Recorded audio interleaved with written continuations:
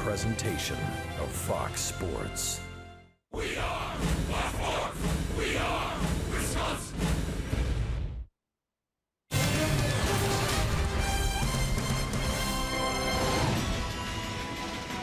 And that's a shot right field. That is going to be up. Oh, and it's gone. It hit the top of the wall, taking the lead in St. Louis. 1 ball, 1 strike. Thames in the air, left center field. Cordero's back. Cordova's back, and it's off the top of the wall and gone again. Back-to-back games. Eric Thames with a walk-off tonight.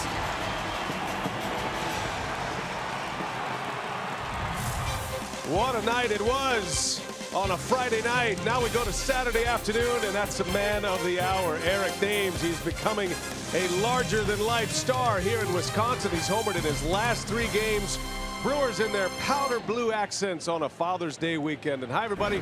We welcome you from Miller Park. We've got our sweatbands on, fighting prostate cancer research. And it's great to have you with us on this Father's Day weekend. Brian Anderson, Bill Schroeder. We'll hear from Jerry Augustine in just a moment. And the guy who's making all the headlines right now, once again, is Eric Thames. Rocky's done it 2 nights in a row. He has 3 home runs in as many days, and he's got a little bit of that it factor. Yeah, no kidding. I mean, doing basically what he did in Korea for 3 years, averaging over 40 home runs in Korea. And the question was, is he going to have that kind of success here in the major leagues? Well, absolutely. He had 11 April home runs. He was red hot. I think he took everybody by surprise. But all of a sudden he went in with kind of a funk where his legs weren't feeling good. I think there were some, adjustments made on Thames. Well, he's made some adjustments himself, and it's starting to really swing the bat well again. 3 consecutive games with home runs, and certainly one of the big parts of this Brewers offense with the big power. The Brewers as a team hit a lot of home runs, second in the league right now behind the Washington Nationals. Eric Thames red hot, and he has been a big run producer for Milwaukee as of late. One of 4 home runs last night. The Brewers were down 4-0 early. A great comeback. First walk-off home run in the career of Eric Thames. Quite a scene last night. Yeah, he's built for it. He's also built for the ring. Looked like a WWE wrestler last night. Chase Anderson's on the mound this afternoon. We'll get into his success, pitching matchup. All that's coming up next on Fox Sports Wisconsin.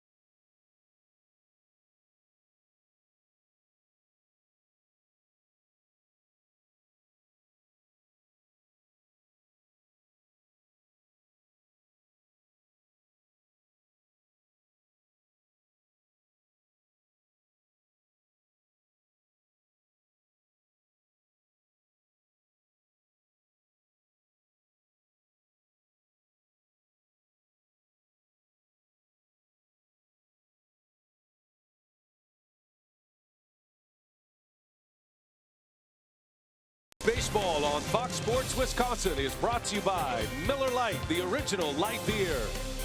By Hupy and Abraham, voted best, rated best. Hupy and Abraham, tell them you mean business. And by Menards, save big money at Menards on all your home improvement needs. Beautiful day here in Milwaukee, Wisconsin, and we're just about ready for baseball. The pitching matchup here this afternoon, it is Dinelson Lamet.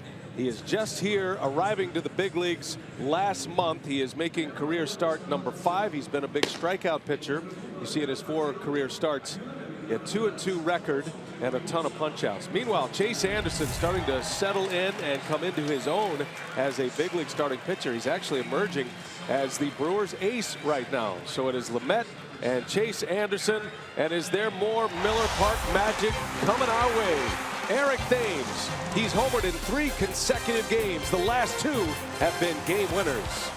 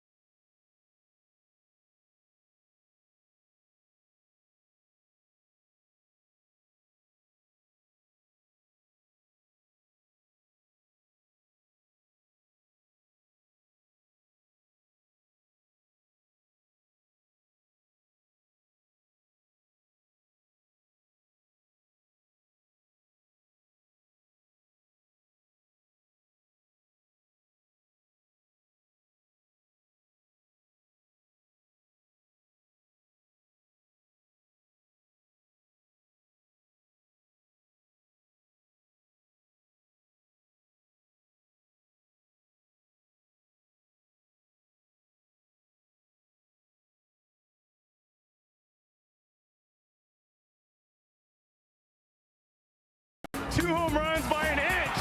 I'll take that all day. An inch. Oh yeah. Let's go. So 2 home runs in 2 nights by a matter of inches. So, you know, ain't baseball a funny game.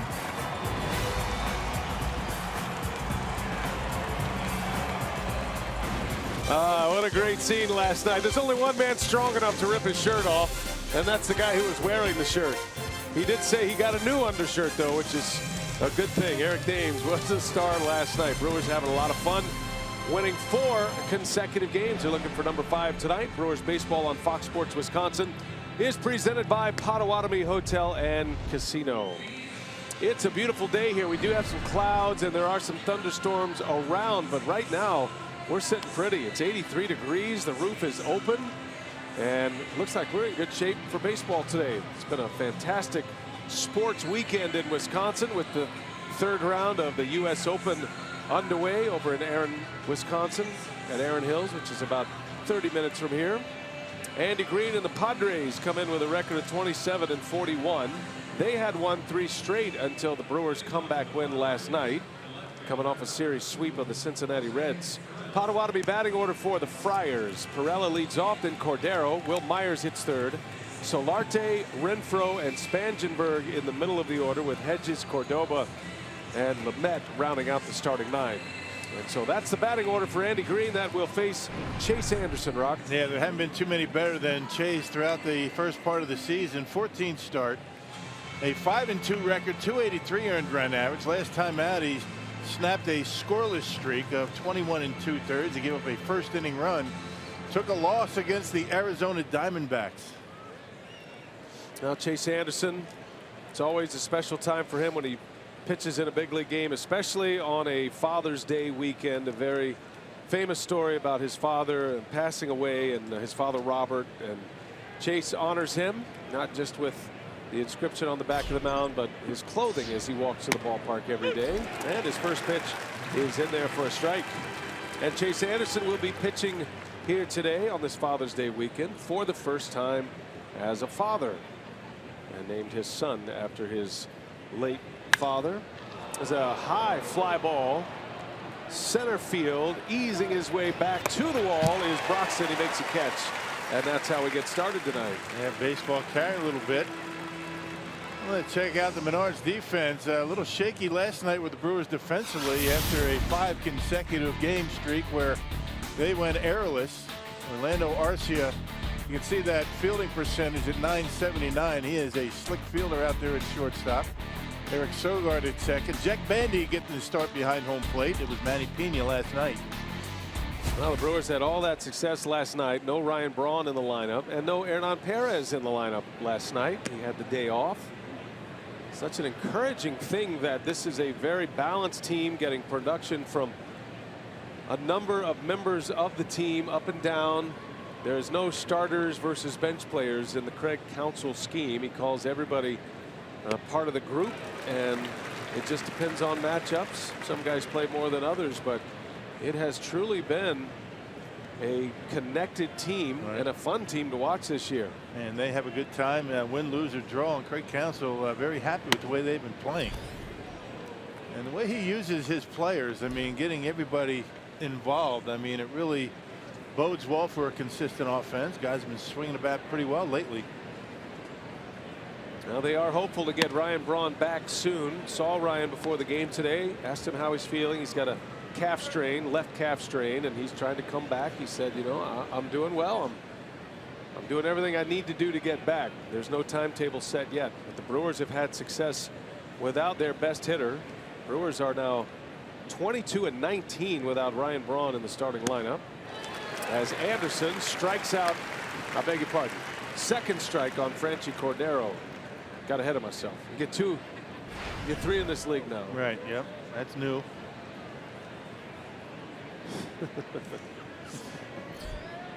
So Anderson now with 2 strikes and a foul back out of play.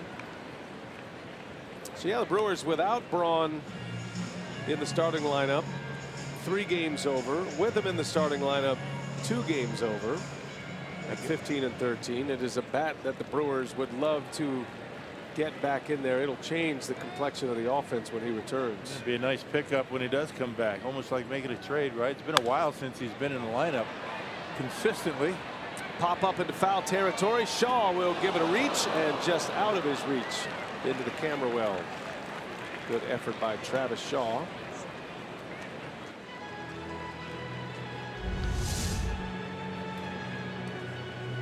Just out of his reach. Nice balance on there, by the way. That was impressive. I mean, one more tip and he's going heels up. You would think somebody going to help him out over there. Do it again. Another 3-2 pitch. And another foul ball by Cordero. Padres have 2 lefties and a switch hitter in their lineup against Anderson today. Solarte is the switch hitter. It's the same group of players as we saw yesterday, minus the pitcher, of course. Brewers won that game 6-5 yesterday. Swing and a miss. He struck him out. And the first K of the ball game for Chase Anderson. 2 gone in the inning. Yeah, apparently he's got the off speed going early, and that's always a good sign for Chase. There's that change up going down and away, catching the outside corner. And Cordero swings right through it. Well, he walks down, strikeouts up for Chase. 1 run in 6 innings in the loss at Arizona last time out. having a really terrific month of June. He struck out 8 in that game against his former club, the Diamondbacks. And he misses to Will Myers to start this at bat. Best hitter in the Padres lineup right here. Myers is a major weapon, former Rookie of the Year, an All-Star last year. And Myers in the first inning last night hit a 3-run home run. A 4-run first for San Diego last night. The Brewers were able to get back into the game with a Shaw homer and then a Broxton 3-run homer to tie it. And then it went back and forth. Padres took a late lead in the 8th. Manny Pena homered to tie it again, and then Thames with the dramatics in the 10th. Walk-off home run. First of the year for the Brewers, and the first walk-off home run for Milwaukee in 2 seasons. Got to go back to the 2015 season when Martin Maldonado had a late May walk-off home run 2 years ago. Yeah, Brewers have now won 4 straight. A drive into center field and right to Broxton. So Anderson with a 3-up, 3-down inning with a strikeout. Here we go, bottom first. Sogard to lead off, and then Eric Thames. Can he go deep in 4 consecutive games? We'll find out. Brewers coming to bat for the first time.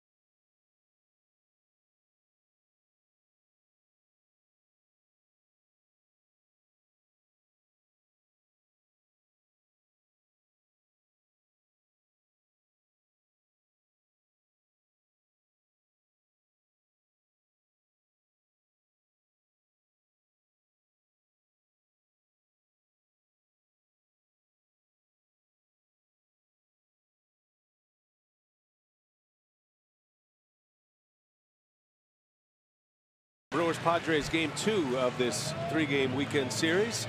Craig Counsell and the crew sporting those powder blue trim uniforms very nicely. All part of the Father's Day weekend here across Major League Baseball. Counsell's Potawatomi batting order has Sogard back at the top. Thames hits second, then Santana. Shaw, Perez, Bandy make up the middle. And then Counsell has Broxton, Arcia, and Chase Anderson rounding it out. Dinelson Lamet on the mound. He is brand new to the big leagues. As I mentioned a moment ago, this is just his 5th career start, and like many of his teammates, this is all a new experience in the major leagues. And the Padres in a rebuild mode right now and trying to find out who they're going to be able to rely upon in the future, and Lamet has been given a golden opportunity. Yeah, started out his first 2 starts not too bad, picked up wins. He's been getting pounded last 2 times out. 14 earned runs he's allowed in his last 8 innings. That covers 2 starts. He's 24 years old, out of the Dominican Republic. Sogard hitting .348, had a hit last night. The Brewers are 12-4 with Sogard hitting leadoff this season, including a victory last night, and with Jonathan Villar on the disabled list. He's been out with a hamstring injury. It has been Sogard at second and typically leading off on most days. As a leadoff hitter, he's hitting .369 with an OPS of .961, combining the on base and slugging percentage. And a wave and a miss Lamet starts this one with a strikeout. Big curveball right there. He's basically a 4-pitch pitcher. As we check out the defense behind Lamet here today, brought to you by Menards. We got Perella, Cordero, and Hunter Renfroe, one of the bright young power hitters in the National League. Spangenberg, Cordova, Solarte, and Myers from third to first, and Austin Hedges back-to-back games behind home plate here in Milwaukee. Eric Thames will bat with one away. Now, what a start to his second round as a major league player. Did not go well the first time around. Bounced around between a few ball clubs. Came up with Toronto, ended up with Seattle. He was actually signed with the Astros when he got the offer to go to Korea.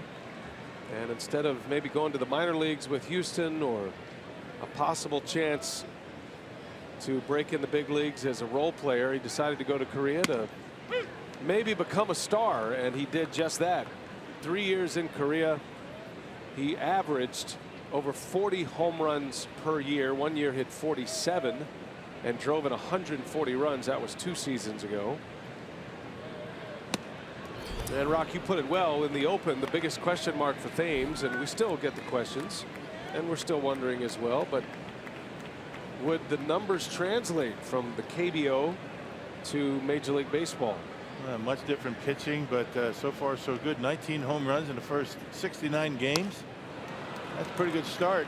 There's a strikeout by Lamet. 2 nasty breaking balls to get the first 2 Ks. Yeah, he's got a good curveball. Curveball, you know, 2-seam, 4-seam fastball, change-up, slider. They say his slider is better than the curveball. And there it is, breaking down and in, striking out Sogard and Thames, 2 left-handed hitters. And lefties have been feasting on Lamet so far this year in 4 starts, at .333 batting average. So he's a raw talent, probably under most circumstances would not be in the major leagues at this point, but with the Padres where they are and very young 40-man roster as it is, he gets his chance. And so there will be some growing pains, but Rock, you've seen some flashes of brilliance from this guy in his previous 4 starts. Matter of fact, he had a game against the Cubs. He went 5 innings in that game. He struck out 8. Only gave up 2 runs. But you know what happens in this league? I mean, major leagues, they catch on to you quickly. If the opposition, you know, the league finds a weakness or some type of a pattern, they will exploit that very quickly. Just like Eric Thames has had to make adjustments throughout the year. Pitchers do the same. What a start for Lamet. He strikes out the side, showing impressive stuff. We're off and running at Miller Park. We go to the 2nd inning.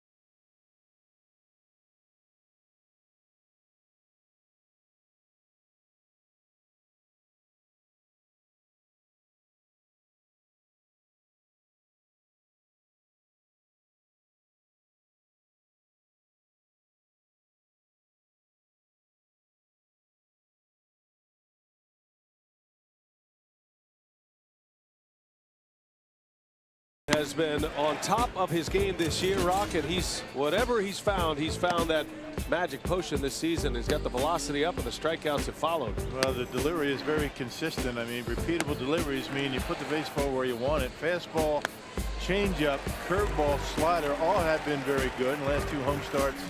He can't get much better. Almost had a no-hitter against his old team, the Diamondbacks, a few starts ago here at Miller Park. Anderson off to a good start. Retired the Padres in order in the first. Yonder Solarte will bat for San Diego, leading off the second. Solarte hit a key home run last night. At the time, it gave the Padres the lead. It was a solo shot in the top of the 8th inning to give them a 5-4 lead. And Solarte sends one deep to right. That is way back there. Santana leaps and it is gone. A home run for Solarte, and the Padres strike first. I hit a cutter off of Jacob Barnes last night. Yeah, pretty much in straightaway right field. I think that was a curveball right there. Solarte knocks that one out of the ballpark. Let's check it out. Let's see what it is. Actually a changeup. Changeup down 82 miles an hour and able to wait back, hook it out of here, just out of the reach of Santana. Yeah, giving the Padres a 1-0 lead. They missed that one by about 2 feet. And now Renfroe on the first pitch, a high pop up. Thames will make the call. He's got it for out number 1. I'll tell you, throw that changeup, the one he threw to Solarte 10 times, you're going to get 9 outs or at least 9 swings and misses. That was a good pitch. I wouldn't change a thing. That's just a good piece of hitting by Solarte on that. He hit a breaking ball out of here last night. Yeah, Jacob Barnes. He's a guy that he's got a good swing and he's been producing runs. He's their top run producer now. The changeup by Anderson to Solarte. Look at this. He just collapses everything to get to the ball and ends up knocking it out of here. Yeah, the knees. I mean, he bends the legs to try and level out that swing and gets enough of it. Just get it over that wall, but man, sometimes you just got to tip your hat. Yeah, good hitter hitting a good pitch.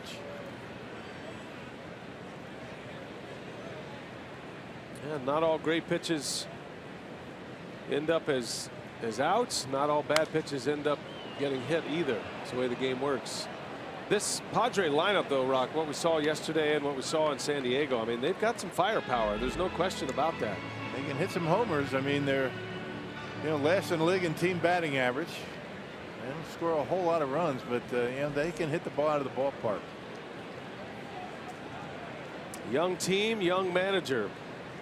Andy Green's just 39 years of age. There's a strike. Andy Green in his second year as the skipper of the Padres. Bud Black was let go during the 15 season. And he's responsible for putting together the pieces for the rebuild. Their general manager, A.J. Preller, had a long career with the Texas Rangers and is credited for finding and signing a number of Rangers prospects. Great talent that they had during their World Series years.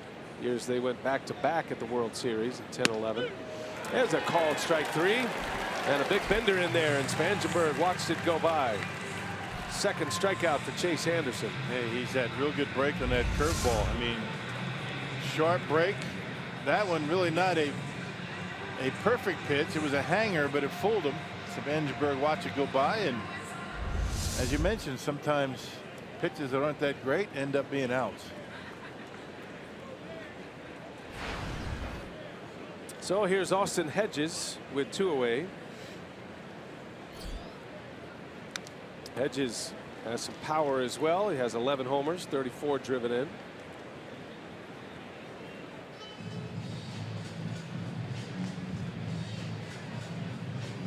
Padres won 3 in a row from the Cincinnati Reds prior to arriving here in Milwaukee. Looked like they had one in control yesterday, jumping out 4-0 on the Brewers. Pitching's been their problem. And Rock gave you the numbers on the offense, and it of course works hand in hand as well, because you get a team that find themselves down or feeling like they can't keep a lead. It puts a lot of pressure on the offense to score runs. Right. And so it all works together. You can't lay it on one aspect or the other. I think the Padres do like the idea of having their young players in the majors. They're getting a good look at them now, and you can tell they have a lot of talent in their big league roster and in their system. A lot of raw talent that needs to learn how to play at this level. They've been pretty good at home, but one of the worst records on the road. 10-23 of the Padres. Only the Phillies have a worse road record. Well, they've got a young manager who's seen a lot. Long path through the minor leagues, had a couple of big league years with the Diamondbacks. He played in Japan, so he can relate on a number of levels. He's a baseball grinder, is Andy Green. Very similar styles for these two managers in this game. Guys that were able to get the most out of their abilities by being smart, thinking about the game. Students of the game, both of them. 3 balls, 2 strikes, 2 outs in the second inning, and Anderson delivers, and a foul ball out of play by Hedges. A run is on the board on a Yangervis Solarte home run.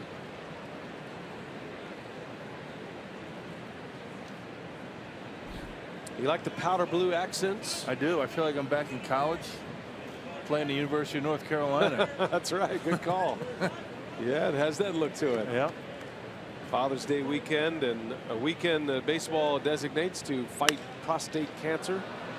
Fly ball to left. Perez is there, and that'll do it for the Padres in the second inning. So San Diego is on the board. Solarte goes deep. It's 1-0 Padres.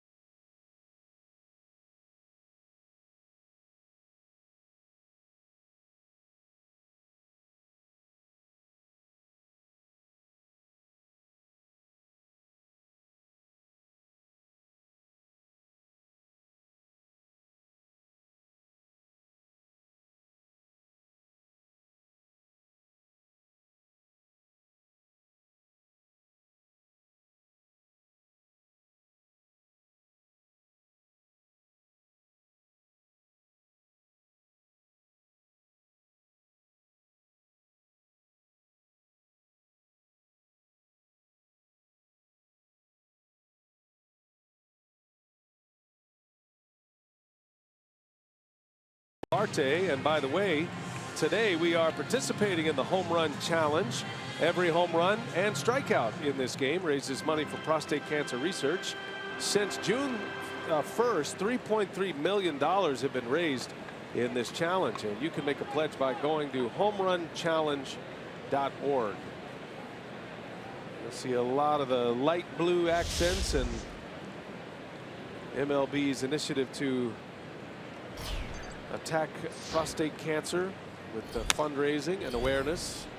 And a lot of players are thinking about their dads, and we think about all of our dads, and if you've lost your father, and we're thinking about you this weekend too, because that can be a difficult time. Yep, Keep Dad in the Game campaign. Good looking gear. All the light blue stuff. Travis Shaw is a new dad. Daughter Ryan, born last week. She's in a battle with a heart condition. It's been an incredible story of family coming together and friends coming together, and meanwhile Shaw still competing at a high level on the field. His daughter is still trying to fight a heart defect, born last week. We're thinking about him on this Father's Day as well, and his family. Surgeries went well, and I hope the best. Travis's daughter is at Children's Hospital Milwaukee, and as folks around here know, it's one of the great hospitals in the world, and Travis found that out as they were investigating, knowing that this was going to be a possibility when they found out about the heart defect, and they're experiencing the great work and the great hands that are involved over there at Children's. And it's always a great time to recognize those folks who do great work every day, not just for children of major league players when it comes up on this spotlight, but the everyday walk that they provide is fantastic. There's a swing and a miss, and 4 consecutive strikeouts to start the game for Dinelson Lamet. Man, that is a nasty breaking pitch. That's a slider that time. They're coming off 2 tragic starts. There you see the grip, the rotation, and down and in. So he's been able to handle the 3 lefties pretty well. Remember, coming in, lefties had hit him pretty well. Right-handers not so much, but lefties have had good success on him in 4 starts.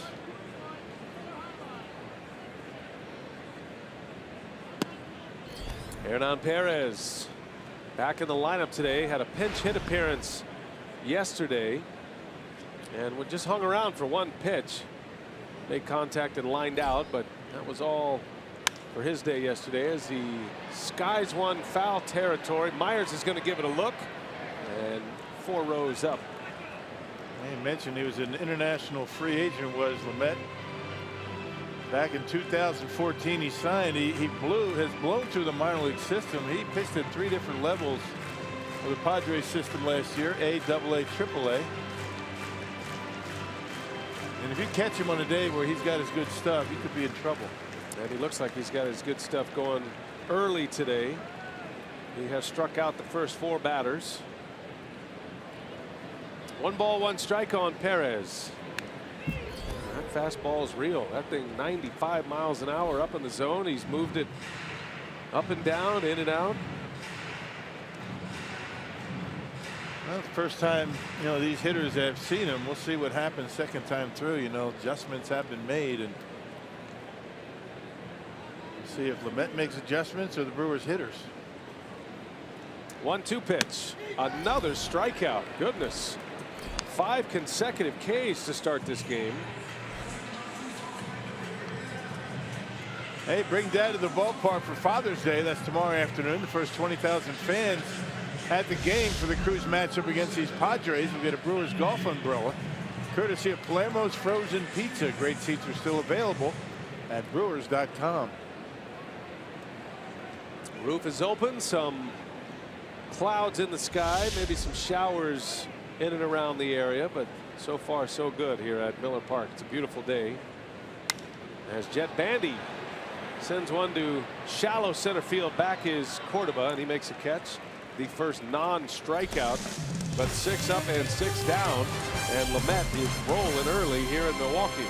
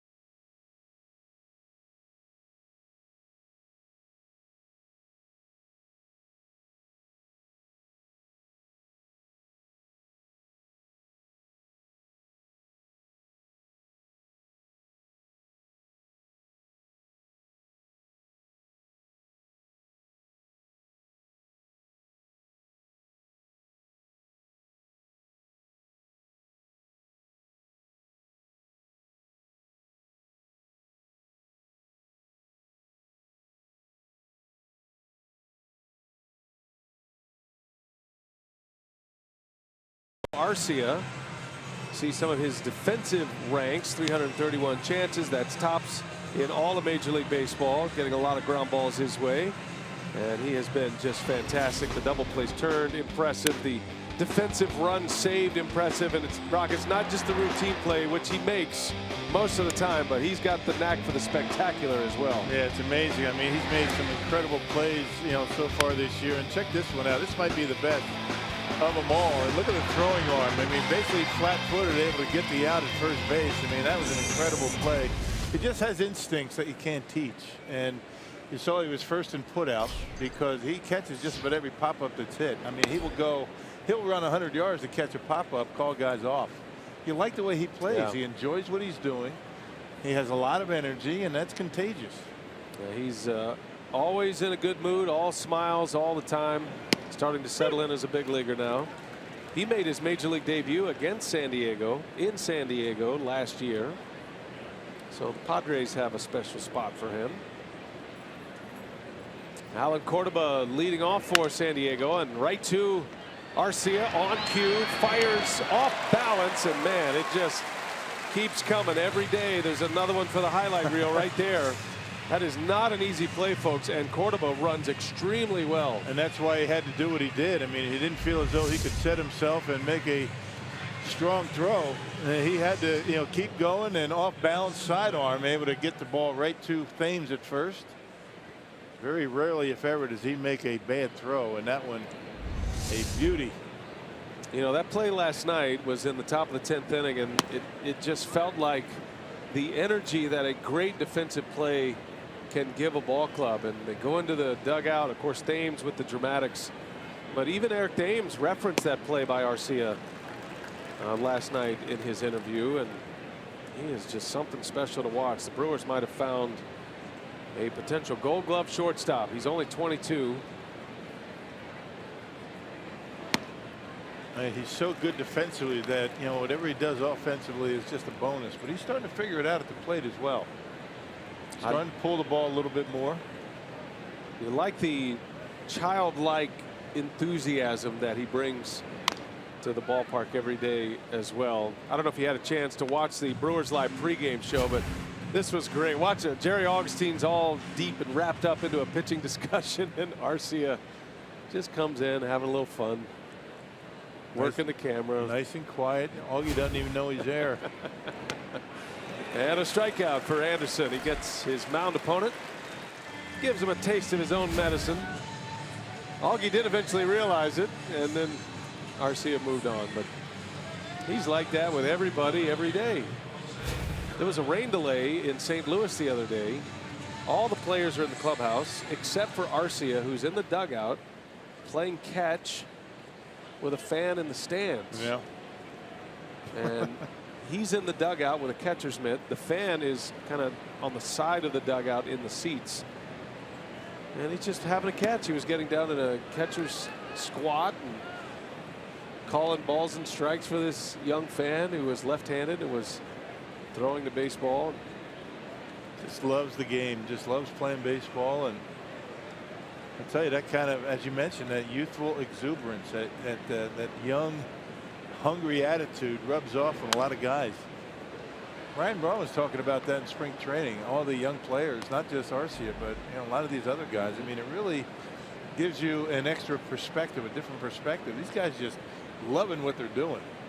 Sometimes you can forget, if you've been in this game a while, how fun it is and how much you should appreciate the opportunity to play in the major league. Not that Ryan has, but some players do. They forget about that. And these young players maybe sometimes remind them how good it is. Yeah, that's a good point. That's another guy who is full of life. Hernan Perez, always quick with a smile. Driven in the air to right center. Broxton coming over. He'll give way to Santana.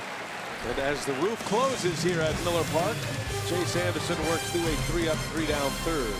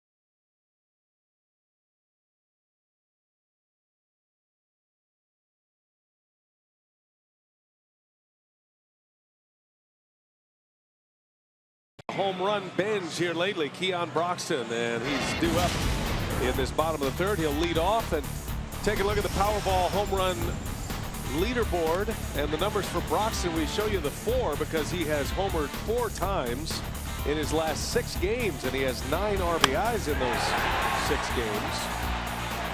And he hit one last night that was maybe one of the biggest of the year, a 3-run shot that tied the game with the Brewers down 4-1, and that helped erase a 4-0 deficit at one point. You know, he can get some yardage on his home runs, can he?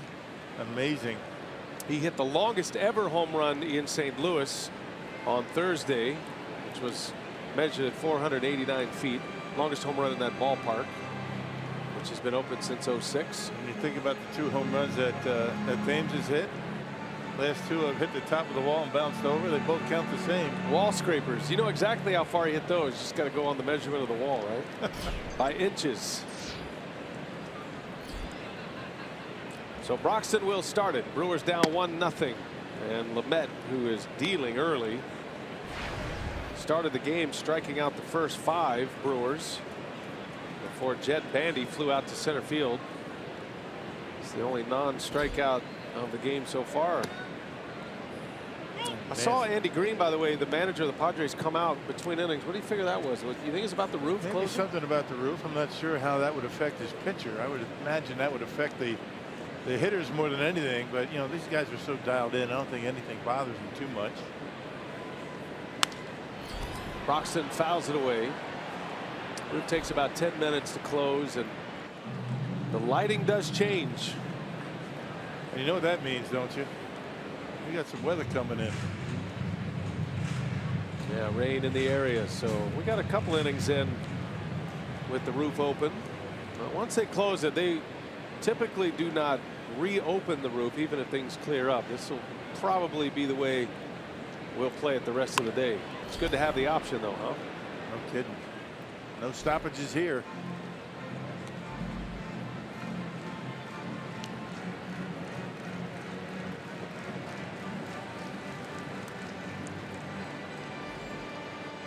Two and two the count on Broxton. Dinelson Lamet with a big fastball so far and a nasty slider, and he has his 6th strikeout to the first 7 batters he has faced. Boy. Inconsistent. He's young, but he is on his game so far today. Check that out. I mean, that was a strike for a very short period of time. Yeah, the slider at 90 miles an hour, maybe the hardest one he's thrown so far. Yeah.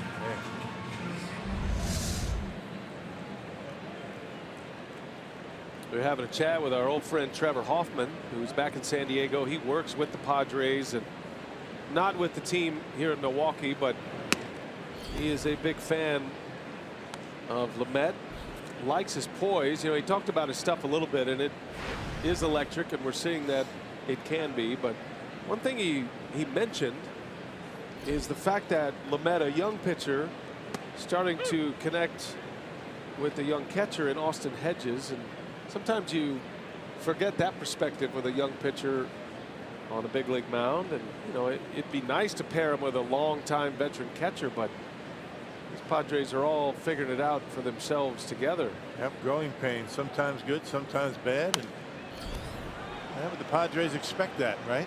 I mean, having a rough time of it in a very tough division, and they're okay with that as long as they feel like there's some progress being made. Well, Trevor was pointing out that San Diego, the organization, likes the poise of Lamet. He made his first start against the Mets in New York and pitched well there. He handled all of that. His first big league start in the big city in New York on the big stage. Went 5 innings and only 1 run in that game, and he struck out 8. His first 2 starts in the major leagues against the Mets and the Cubs, he combined for 16 strikeouts in 10 innings. That ball's hit hard center field. Arcia sends one deep, and it's off the wall. This has got a chance to go all the way around. Arcia around third. He's coming home. It's going to be an inside the park home run.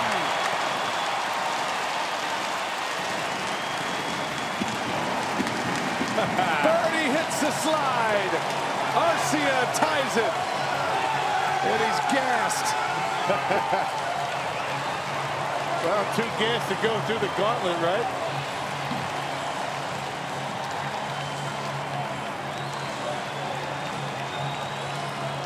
And take it easy on me, guys. I'm telling you what, he crossed home plate. That ball barely picked up in the outfield, and when that ball went off that angle out there in center field, you knew he had a shot. That's the first inside the park home run for the Brewers since 2012.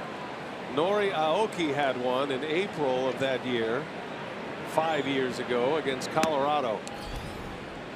Prince Fielder has an inside the park home run for the Brewers. Matter of fact, Fielder has 2 of them in franchise history. Had one in Minnesota in the old Metrodome. Well, those are thrilling. I mean, you know, they say, and I've always felt, the triple is the most exciting play in baseball. But I tell you, an inside the park home run, they are rare. They only say the triple is because you see more of those. Right. You could tell once it hit that side wall. And by the way, the design of the outfield wall was designed that way by Robin Yount, specifically to bring the triple into play in this ballpark with a fairly symmetrical outfield wall, as Anderson breaks his bat, and that'll be the second out. So I'm sure Robin Yount didn't imagine it'd go for an inside the park home run, but check out the mad dash.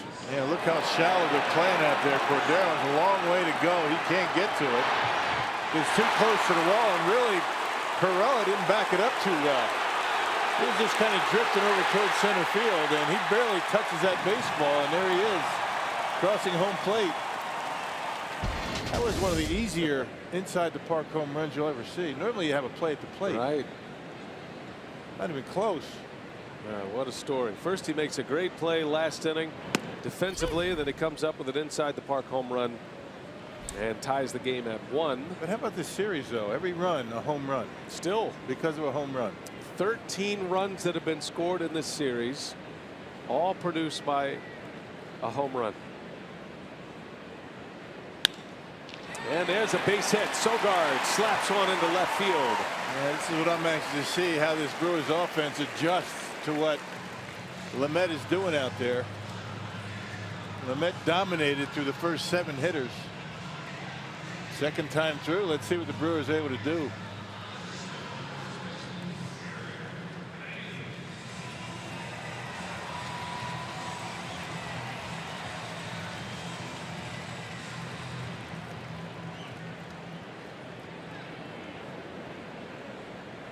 Eric Dames with 2 away. Sogard at first.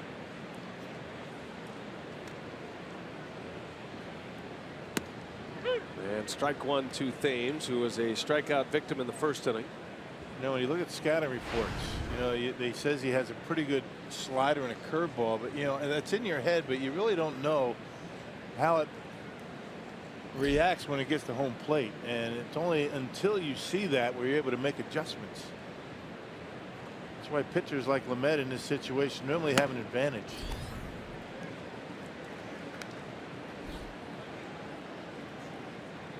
You get a sense for what the spin is, how hard it is, when it breaks.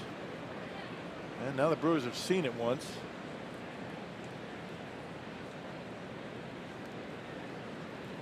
One ball, one strike. Sogard at first, a 2-out single. And that one's driven deep right center field. It's got some heat on it, and it is gone. My goodness. A frozen rope to the back wall behind the fence. A 2-run home run by Eric Dames. That's one of the hardest hit balls of the year right there. I guarantee it. Yep, home run number 20. 4 straight games homering for Eric Dames. And he is the National League leader now, Rock. Yeah, and the only question was that going to be high enough, and that was a bomb. That was a bullet. That's the breaking pitch, the same pitch that he struck out on the first time up. He gets one down the middle of the plate, and this is A frozen rope right off the back of the fence and into play, and Brewers now with a 2-run lead. 2 more runs courtesy of a home run ball. Yeah. Oh man, that is something else. Can't hit it any harder than that. You just can't. 3-1 Brewers. Inside the park home run, now a 2-run bullet by Eric Thames. All that talk about the wall scrapers and the last 2 home runs for him that have actually hit the wall and caromed out. There was no question that was going to fly. Santana with a big swing and a miss to end the inning. What an inning it was. Thrilling inning. The excitement level is back in Milwaukee. This baseball team has something going on inside the Parker for Arcia. Thames hits a rocket out of here, a 2-run shot. Couple of trips down the slide for Bernie, courtesy of Quick Trip. 3-1 Milwaukee.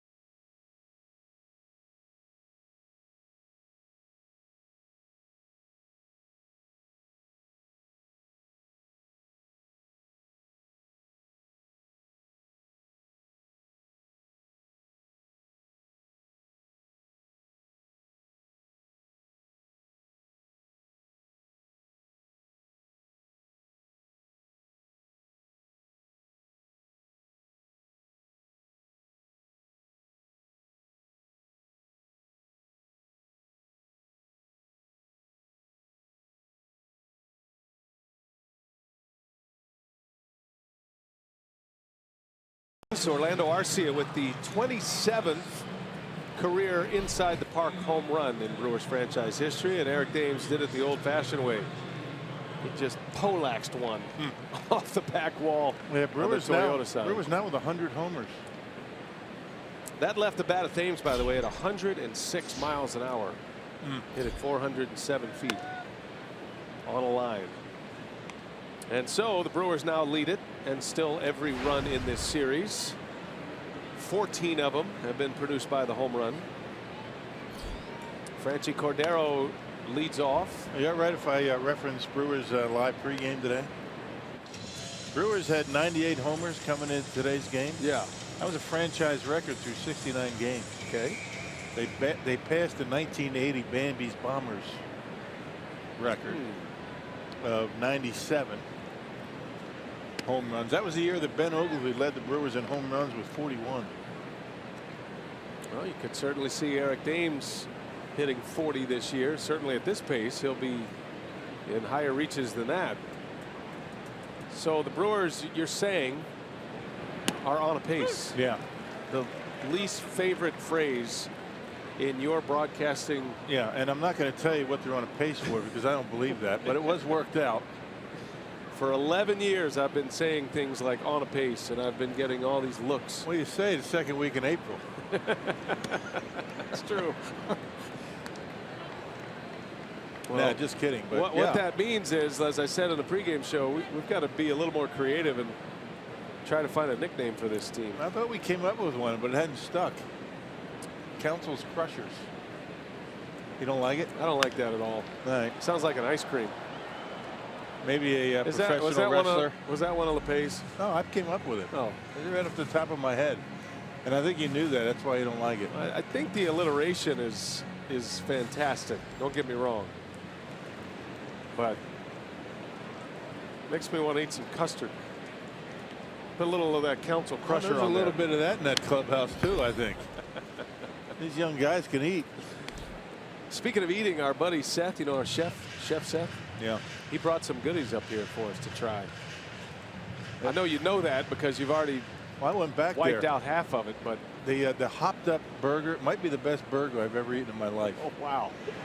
It's up in the club level. Swinging a liner in the right center field. Santana's able to cut it off. And I've eaten a few burgers. It's got a venison burger. Very creative. Yeah. Seth is. And a check this out, a duck confit grilled cheese. Duck. I don't know what that is. Duck confit. It sounds good, but a duck confit grilled cheese. Oh, that's nice. What? Tell me more about the venison burger, because I haven't really. I mean, I've had venison before. I haven't gotten to that point. You jumped the gun. Okay, sorry. I saw a couple of empty plates back there. I figured you knocked it back. No. All right. Well, maybe next inning.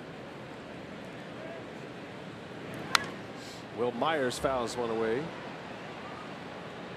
To say nothing about the food he brings us every day. He's a great chef. He's got a real, very creative. He's a real artist, Yeah, man. it is. I'm enjoying Chef Seth. And as long as he keeps feeding us up here, you know, we're kind of his audience. We're his canvas. He creates these dishes. He brings them up to us. If they pass the Bill Schroeder test, then they go into the market.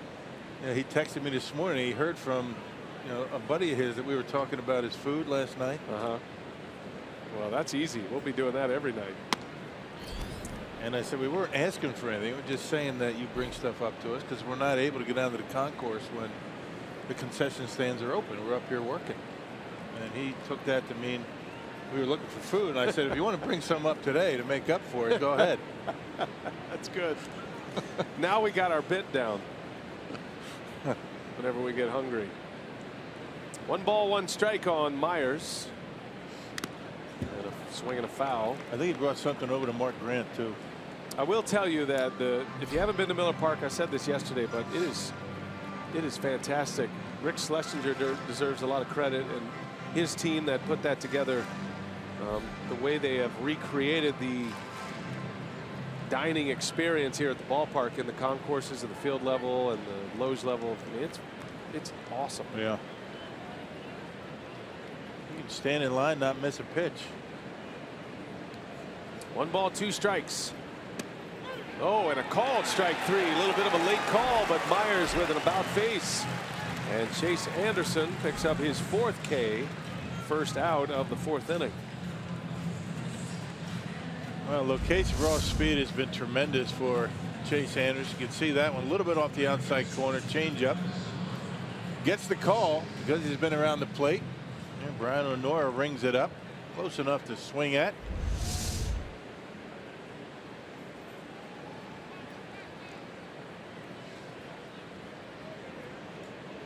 Here is Solarte. Homered his last time up. Only run of the game for the Padres. Chase has given up 2 hits. That home run to start the 2nd, and then the double to start this 4th inning. Yep, hit a changeup out of the ballpark.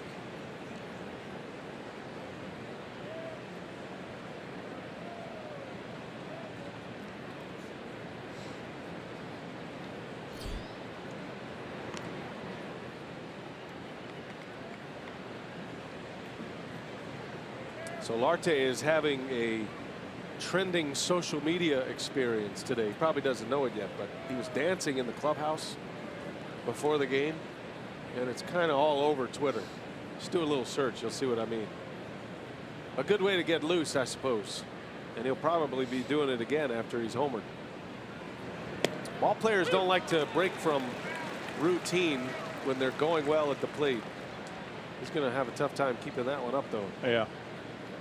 That's a much better way to get loose before a game than what we used to do. You know, ankle weights and the rubber suit to start sweating. The rubber suit.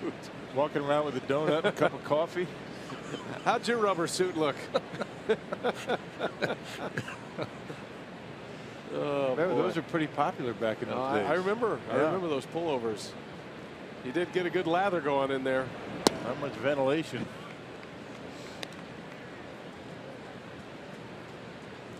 What we thought was good for you back then is just, you know, today, these days, people can't believe we did that. You know, taking salt pills and Yeah. Rubber suits, Yeah. salt pills, ankle weights. a couple of cigarettes every now and then.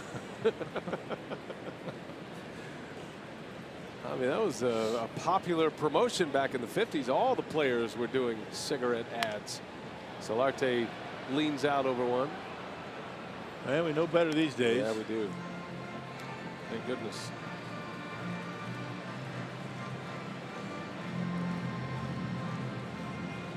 Solarte hanging tough. 2-2 the count. Chase Anderson with one out here in the fourth.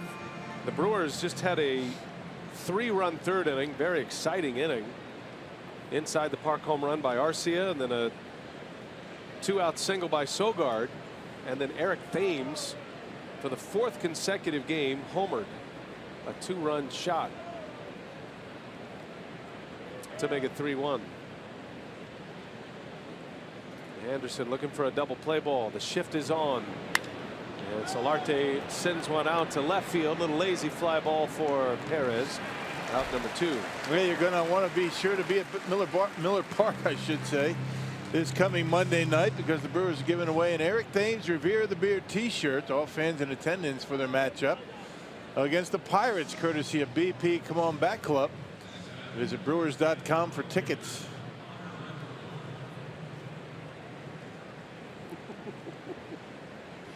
That's how we make rock disappear.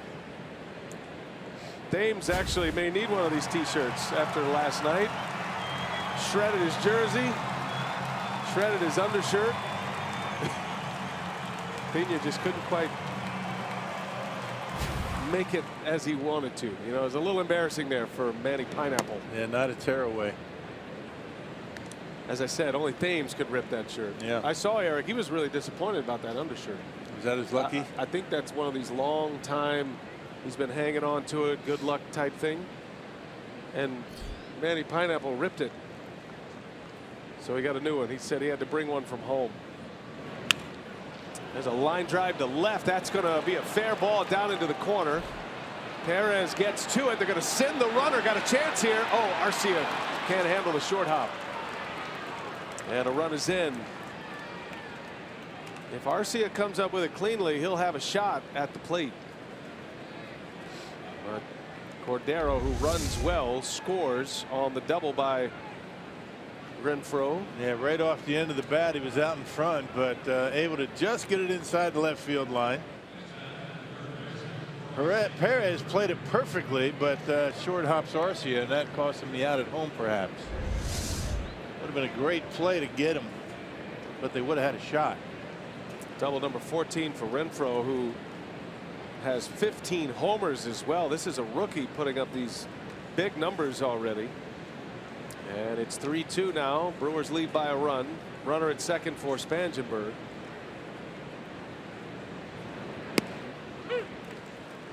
Curveball strike from Chase Anderson. Yeah, first time in 5 starts that Anderson has given up more than 1 run. That's how good he's been.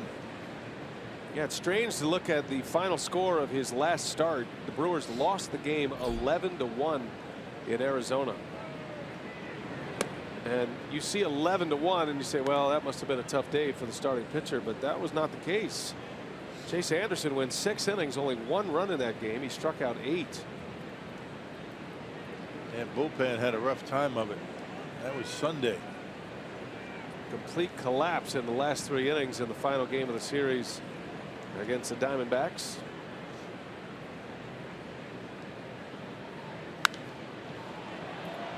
Anderson left that game with the Diamondbacks in the lead. He took the loss. It snapped a streak of 3 straight wins for Anderson, where he had gone at least 7 innings in those 3 wins, and one of those was the gem, the best game, he said, of his career against Arizona here at Miller Park, when he took a no-hitter to the 8th and he struck out a career high 11 in 7 innings. Pickoff play, and Arcia drops the ball, and Renfroe is on his way to third base. Yeah, that's going to be an E6 right there. I mean, tried to slap the tag a little bit too quickly and not able to get him. Not even able to get the baseball. The slap tag a little bit too quick. And I would imagine that will be an error on Arcia. Yeah, indeed it is. E6 on Orlando Arcia.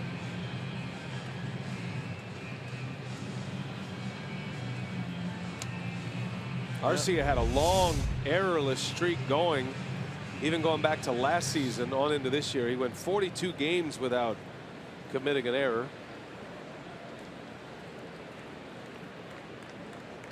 It's only the 8th error of the season for Arcia. And we showed you the graphic if you weren't with us earlier. Arcia leads the majors in chances at the shortstop position, and to only have 8 errors now. And a lot of that has to do with the way the Brewers position Arcia. They move him all over the place. Sometimes he's playing where the second baseman normally would be on a dead pull left-handed hitter. Right now he's up the middle. 1-2 to Spangenberg. Got a runner at third now and a foul ball. I guess you know, the thinking is you want your best fielder in a position to make the most plays. Yeah, sometimes you'll see him in the hole on the shift. He'll flip-flop with Sogard. See him out in what would be the second base position. Back-to-back games now with an error for Arcia. Brewers do shift a lot. They move players around even in the middle of an at-bat. 1-2 pitch, high fastball, got him. Put it right on the spot. Spangenberg is out. Inning is over, but the Padres score. They get a run on a double by Renfroe.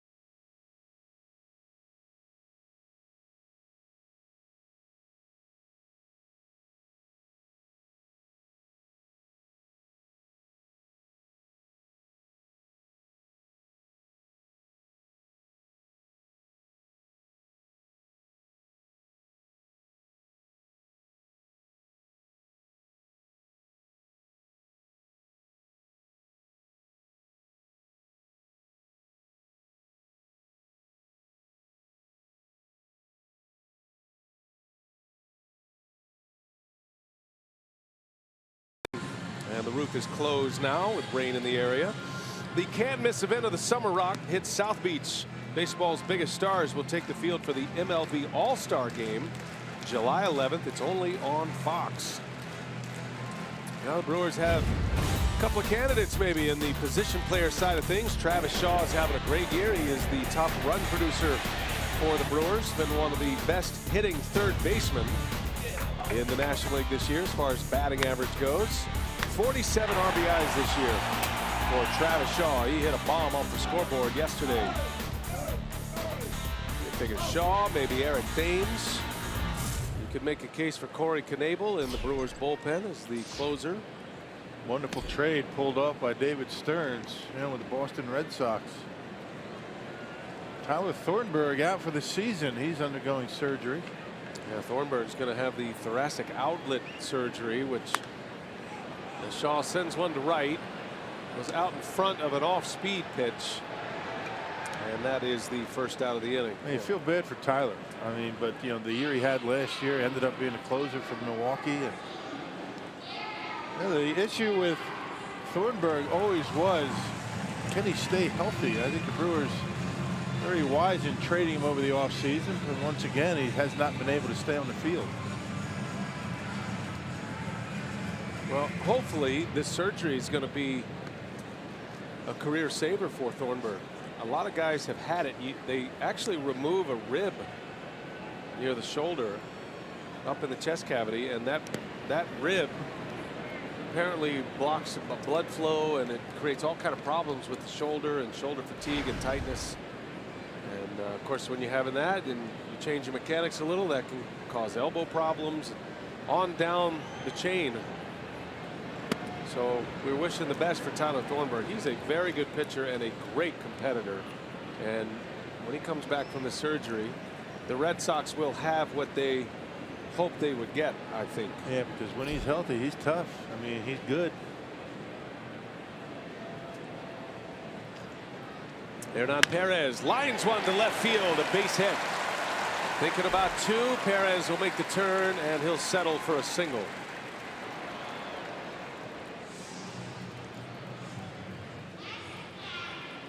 The second time through for the Brewers has been much more productive. Yeah, understand a little bit better what Lamet is offering up there. Fastball down, and Perez able to turn on it. Fourth hit from Milwaukee.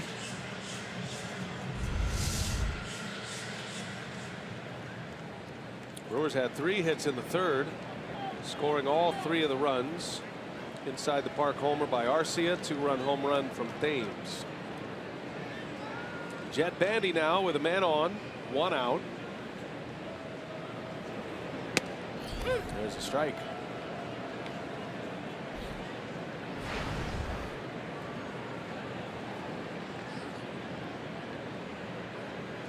Bandy in a slump right now. He's trying to fight his way out of it. Just 1 hit in his last 34 at bats. Flew out to center field his last time up.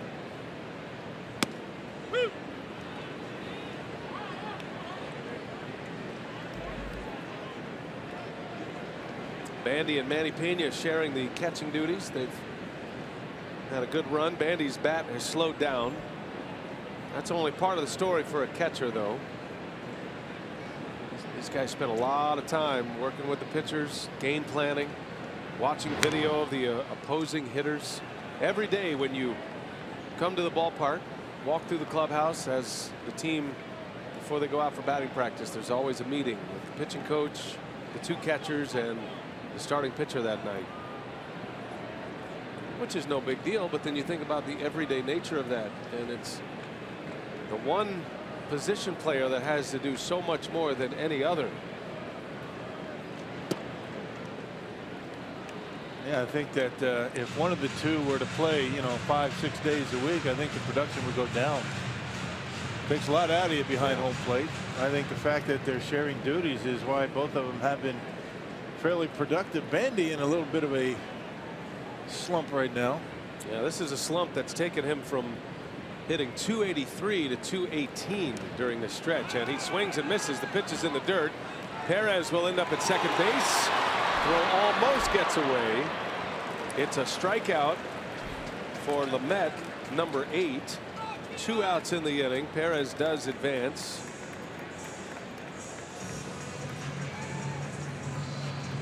Wild pitch will get Perez to second.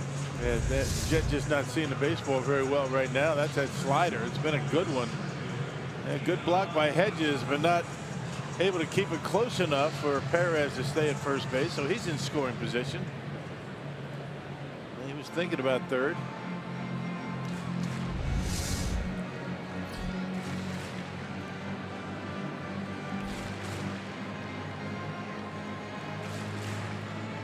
Hernan with a 1-out single to start this inning. And now 2 men are out. Keon Broxton coming up.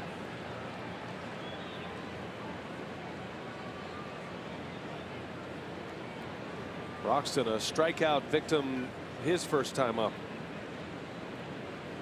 one of the 8 on the board for Dinelson Lamet. There's the rain. Did you close the windows in your car? You know, I meant to do that. Brought the convertible today. Which one? My Saturday convertible. Which one? It's a good one. Swing and a miss by Broxton. I don't think they have a roof over at Aaron Hills, but if they do, they want to get that thing closed pretty soon. Well, as long as it doesn't thunder and lightning, right? And lightning, they golfers are probably glad to see the rain soften up that course a little bit. Cool things off. That'll give you some birdie chances. It's not supposed to be around too long, though. Just today. Tomorrow we're expecting not just sunny skies, but temperatures in the 70s tomorrow. Nice. Perfect. That'll be great. They'll play through the rain. This is not the kind of rain that they would stop golf for. So you keep both active. U.S. Open out at Aaron Hills. Keep the Brewers up. We'll let you know what you need to know from the U.S. Open. Had a good ball game going today again. Looks like Broxton shortened up his swing a little bit. Maybe a little strikeout conscience. He has had an opposite field approach the last 2 swings. And like to have that last pitch back. Lamet just hung a slider to him. This is a series that features the top 2 strikeout men in the league from an offensive perspective. Broxton leads the league in Ks with 93. Will Myers is second in the league with 83.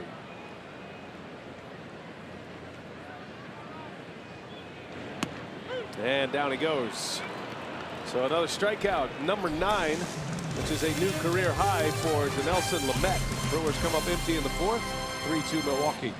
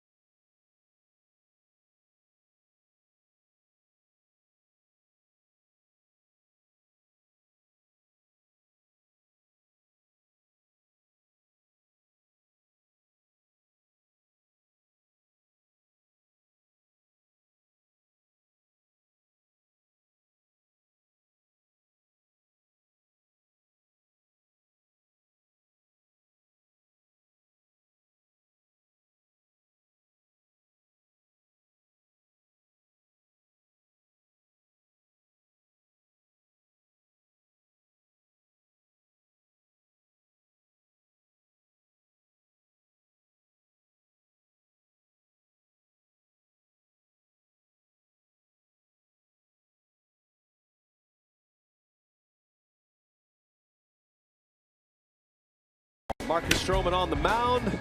Todd Frazier launches. Wow, that one had some distance, huh? White Sox hit 3 homers off Marcus Stroman. Stroman emerging as one of the game's top pitchers, and he's having a tough day today. Abreu hit the final home run. That was whistled out of there, huh? Guy's got a lot of power. Yeah, no kidding. I mean, Stroman, a big-time ground ball pitcher, too. So that's the big story so far. The White Sox giving the Blue Jays a little taste of their own medicine.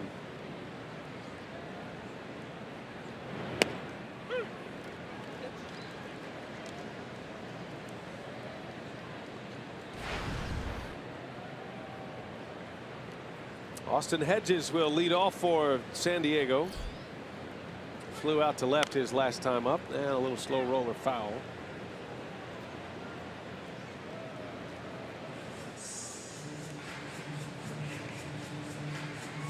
"16 games in the big leagues today, partner. There's a doubleheader in Minnesota. White Sox Blue Jays the first to finish. We're all splits these days, right? Split doubleheader. Yep, you're right. Indians are leading the Twins 9-3 in game 1. That's in the 9th inning, and then they'll do whatever they're going to do for the next few hours and then play a night game in Minnesota. We had one of those, the Brewers and the Cardinals, this past week in St. Louis. Brewers earned a split. Feels like most doubleheaders end up as a split. Oh, up and in. Hedges diving over the plate, almost got hit. Cubs and Pirates are later tonight. Cubs won last night, got back to 500. Brewers still the only team over 500 in the division.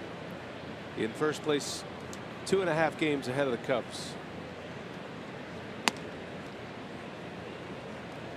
Cardinals are in Baltimore, and the Orioles are out in front early. Ton of offense in that game. It's 9-3. Baltimore had a 7-run second inning off Adam Wainwright. Wainwright has given up 9 earnings, or gave up 9 earnings in an inning and 2/3. Bouncing ball. Thames is over. He's got a long throw. It's a good one. Nice. Anderson right there for him.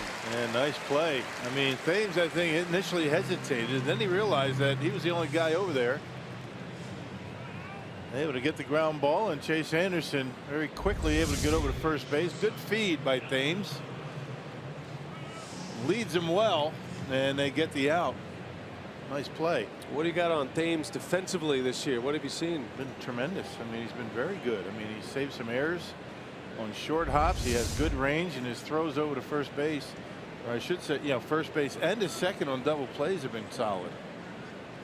I thought spring training, as we watched him play, that was really the big question. That's a liner into center field. Broxton got a good jump, and he's there to make the catch for the second out of the inning. And Cordoba is out. I would say Thames is above average over at first base. I think the Brewers have 2 first basemen that are very good defensively. I thought maybe his throwing might be a concern, because he didn't throw the ball well or often in spring training, but that's actually been good. I mean, he showed a good arm. I think moving out to the outfield a little bit has helped Thames as well. He stretched it out a little bit. Every now and again you see Aguilar come in for defense. Aguilar outstanding at first. Might see Aguilar get a start tomorrow at first. Swing and a miss. The pitcher at the plate, Lamet. Anderson trying to make quick work of him. He's got him 0-2. Padres have another right-hander on the mound tomorrow afternoon for the finale. So Counsell will certainly want to keep as many lefties as he can in there. But you don't want Aguilar sitting for too long either. He hasn't played much lately with Thames on a hot streak.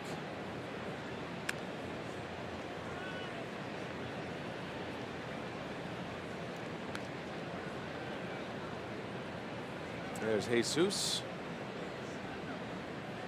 He's been a good pinch hitter this season. 1-2 the count. Got him. Inning over.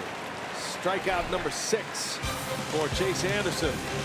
Arcia is going to lead off. Last time up had an inside the park home run. First of his career.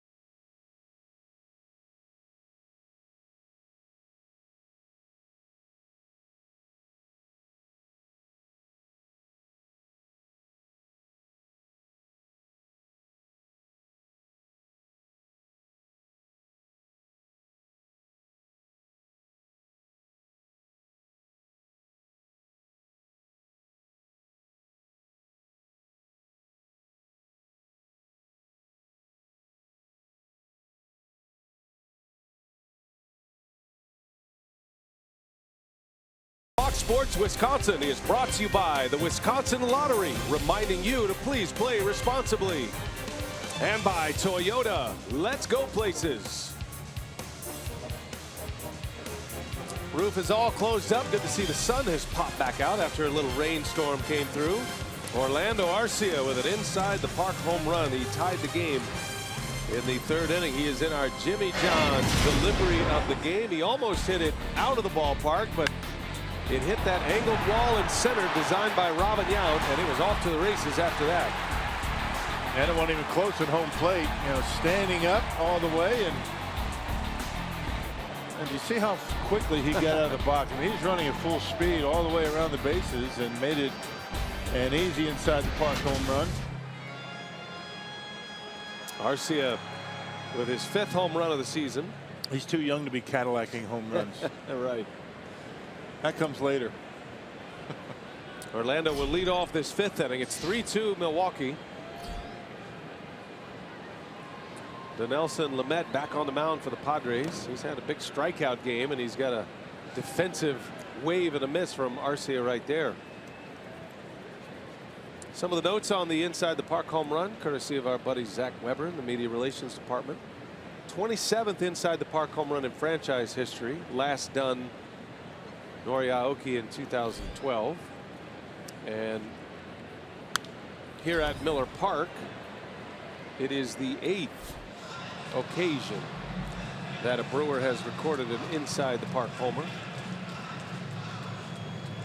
Interesting note about inside the park home runs. Our stats man Mike Faulkner remembers a time when Willie Wilson set a major league record for inside the parkers in a season. Take a guess, or in a career I should say. Willie Wilson, you remember him? Yeah. Very fast. I played against him yeah. With the Royals. He had 12 inside the park home runs in a career. Yeah, wow. Man. Swing and a miss, and Arcia is strikeout victim number 10. Well, he was one of the fastest guys I'd ever played against. Willie Wilson. Some pretty good names on the inside the park home run career list. Willie Wilson has 12 in his career, the most ever. Then Lou Brock and Roberto Clemente each had 8 apiece in their career, tied for second. The rarely looked up inside the park home run list. Ballparks have a lot to do with it. Yeah, they're a lot smaller these days, right? And there was a time when they were pretty symmetrical, you know, the multi-purpose stadiums. The ballparks now with the nooks and crannies, different angles as you go around the outfield, it makes it interesting, makes it a little bit more difficult to play defense out there. And Chase Anderson is out on 3 pitches. 11 strikeouts, 4 in a row now. Hey, this upcoming Wednesday, June 21st, the Brewers and Packers team up for Pack at the Park. This special ticket package includes a seat for the Brewers matchup with the Pirates, plus a green and gold Brewers hat. Visit brewers.com/theme nights. Good looking hat. And for many, many people, combining their 2 favorite things, the Brewers and the Packers. 2 outs. Here is Sogard. Had a single his last time up. He scored a run, as you see his day at the plate, courtesy of Wendy's. He was on when Eric Thames homered.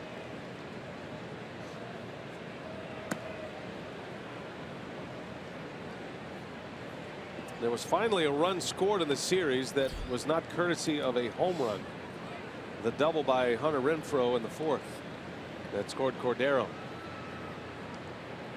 16 runs in this series, 15 of them produced by the home run ball. Brewers hit 4 last night.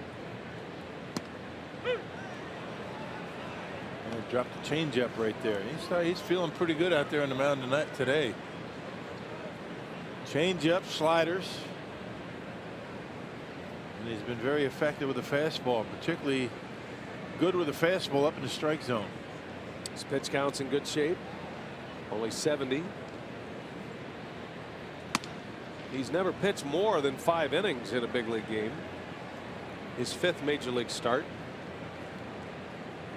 Dinelson Lamet.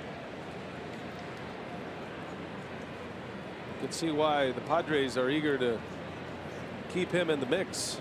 This guy looks like he's got top of the rotation type material if he can put it all together. That's always a big question, though. He's 24 years of age. Little half swing. Did he go? He did not. A calm, cool, safe sign from third base umpire Paul Immel, who's also the crew chief.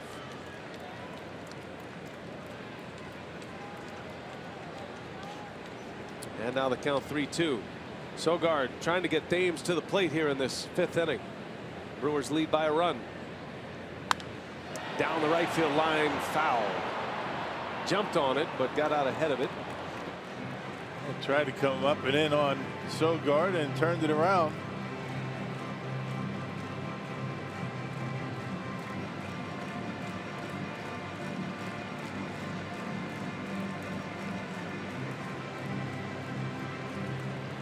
All 3 levels in the minor leagues last year for Lamet. A-ball, AA, AAA. And now here he is in the big leagues. Half swing foul. He started this season at AAA. Had a 3.23 earned run average in 8 starts. He'd racked up a bunch of strikeouts in AAA as well. 50 Ks in 39 innings. But he had 20 walks in 39 innings. So per 9 innings, he's walking about 4.5 batters per 9, which is too high. He cuts that down. There's a called strike 3. He got him. Sogard didn't like the call, and he's giving it to the home plate umpire a little bit on his way out. Who's giving what to who, actually? Brian O'Neill chasing him down. Just let him go back to the dugout, sir. Still walking after him. Everything's fine. Good job, Sogard, for not turning back around. Sometimes emotions can flare right there. I think O'Neill was ready to throw him out had he turned around. Borderline pitch goes the way of the pitcher.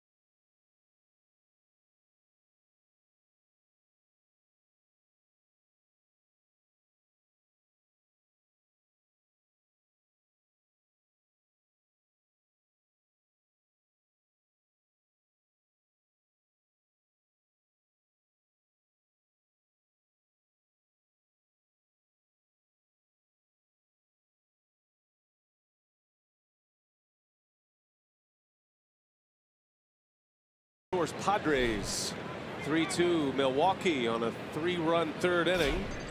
Eric Thames gave the Brewers the lead with a 2-run homer. Chase Anderson back to work. He's given up 2 runs on just 3 hits. Padres have a homer from Solarte and an RBI double from Hunter Renfroe. Jose Perella leads off. Nice easy bounce for Shaw. 1 away.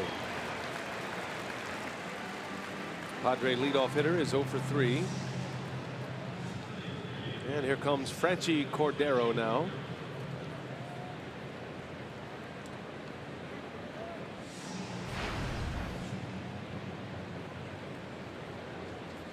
Cordero doubled his last time up. He hit a shot into right center and scored the second Padre run. Anderson struck him out in the first.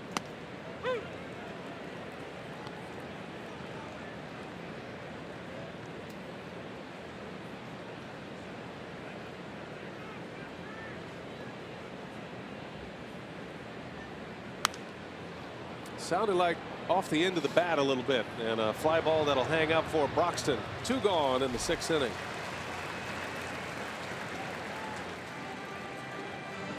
Chase added about 15 pounds this offseason of good weight, as he calls it. He wanted to get stronger.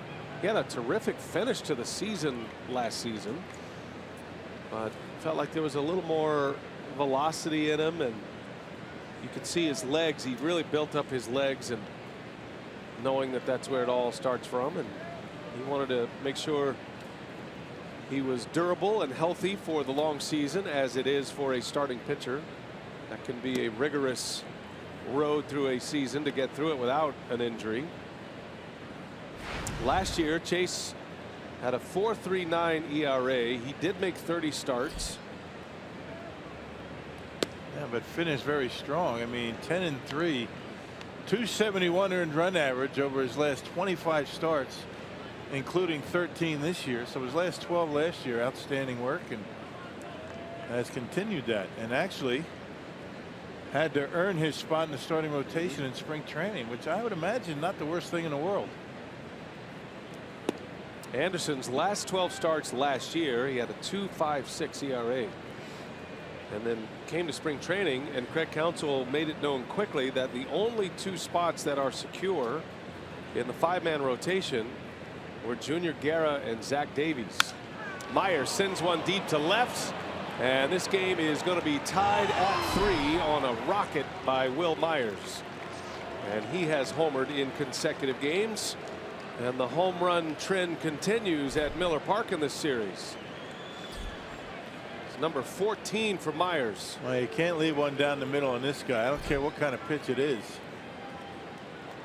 And that's exactly what Chase did. One of his few mistakes on a slider that just spun up there right down the middle, and Myers didn't miss it. Knocked it out of here, all tied up. A hanging slider. So with 2 outs, Padres even it up, and now Solarte, that's a little cue shot, and it'll stay foul. Yeah, that ball wanted to start coming back toward fair territory, and that's why Travis Shaw went after it so quickly. Cue shot right off the end of the bat.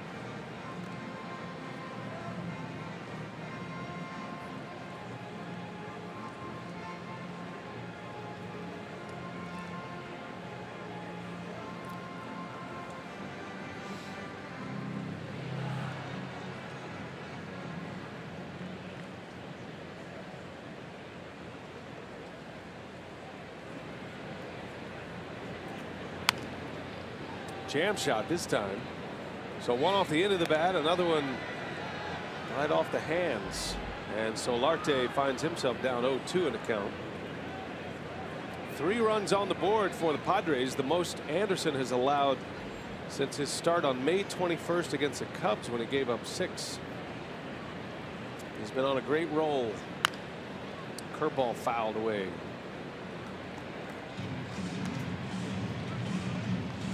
You know, you look at his year this year, and that's really the only bad start for Chase Anderson. That May 21st game at Wrigley Field. 6 earned runs, 4 innings. He took a loss. Every other game, he's been competitive. He's kept the team in the game. He's gotten himself 5 wins on the year, including 3 in a row leading up to his last start against the Diamondbacks. Yeah, 2 runs or less in every start except for 3. That's pretty good work. He's got about a 3-to-1 strikeout to walk ratio. 10 fewer hits than innings pitched. I mean, across the board, the numbers stack up really well for Chase Anderson, including a .283 earned run average beginning play today. 0-2 pitch off the end of the bat to center field, and Broxton is there. That will retire the side. Chase Anderson is through 6, 3 runs. We're all tied now, and Eric Dames ready to lead off. He's hit 4 homers in 4 games. Does he have another one in him?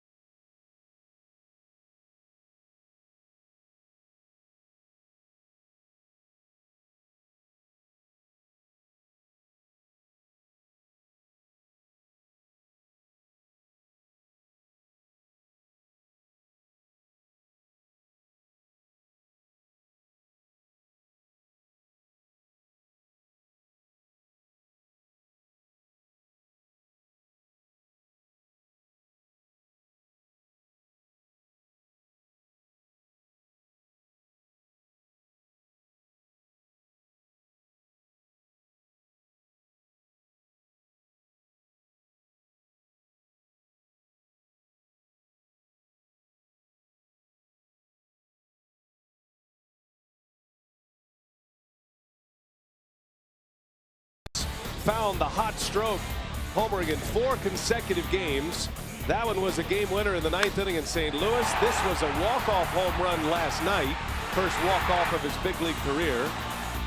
And the home run earlier today snapped a 1-1 tie, gave the Brewers a 3-1 lead. So they have been clutch. And Dames leads off this 6th inning in a tie game, 3-3. We're all even up after Will Myers went deep in the top of this inning. Would you say that the home runs for Thames come in bunches to be an understatement? He's a binge home run hitter. And he leads the National League in home runs. Hit his 20th of the year. Powerball home run leaderboard. Those 20 sit atop the Brewers ball club. Travis Shaw has 12. He hit 1 of the 4 home runs last night.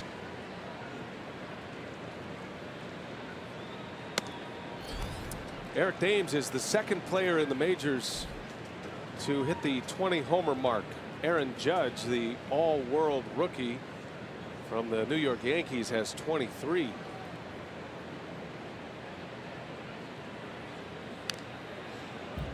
You wonder when they're going to figure that guy out, right?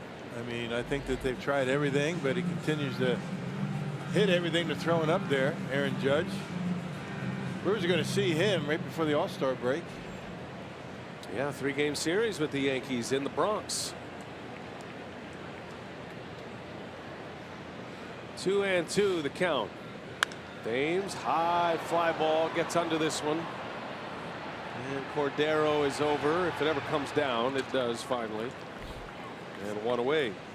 Well, baseball's brightest stars take its biggest stage as Miami hosts the Midsummer Classic this year, and you can make sure your hometown 9 and well represented by going to Brewers.com/vote, and casting ballots filled with Brewers up to 5 times per day and 35 times total.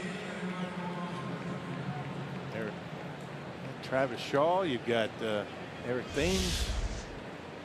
You figure Corey Knebel is going to get the nod, or a pretty good chance he might get the nod. Doesn't have the big saves, but boy, what he's been able to do. Yeah, and still have a month to go, a little less than a month to go. Knebel has 10 saves. Pitched last night in a tie game, worked a scoreless inning, kept his strikeout string alive. Big swing by Santana.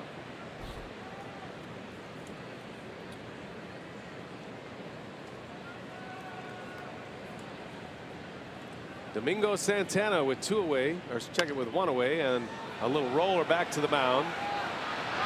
And a bang play at first. The ball comes out of the glove of Myers. Man, what a break that was. That was a perfect throw from Lamet, but Myers just dropped it. Yeah, up the line just a little bit, but it was in the glove. That'll be an E3. Yeah, not sure what happens here. Got to it a little bit slowly, did Lamet. Yeah, good throw, but he just dropped it right out of the glove, and that keeps the inning alive. The ball sailed a little bit. I think he was concerned about, Santana coming into him. And he just dropped the baseball. Yeah, it looked like a little contact there with the leg of Santana.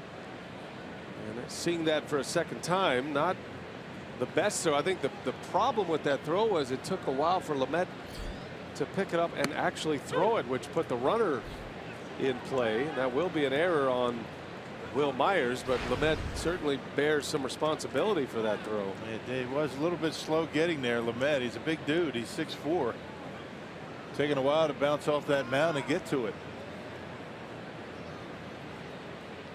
Travis Shaw now. Doors open for the Brewers. Go ahead run is on.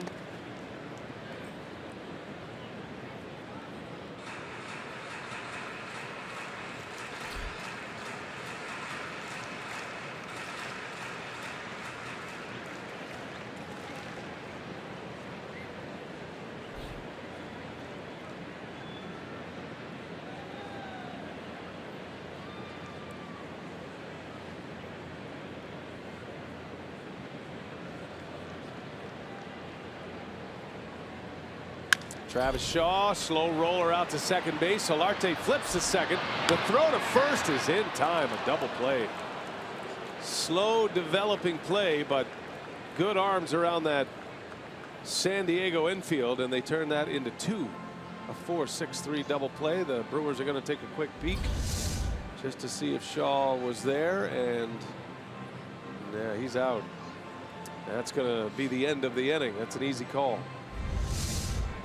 So a 3-3 game. We're on our way to the 7th inning. Another tight one here between the Brewers and the Padres.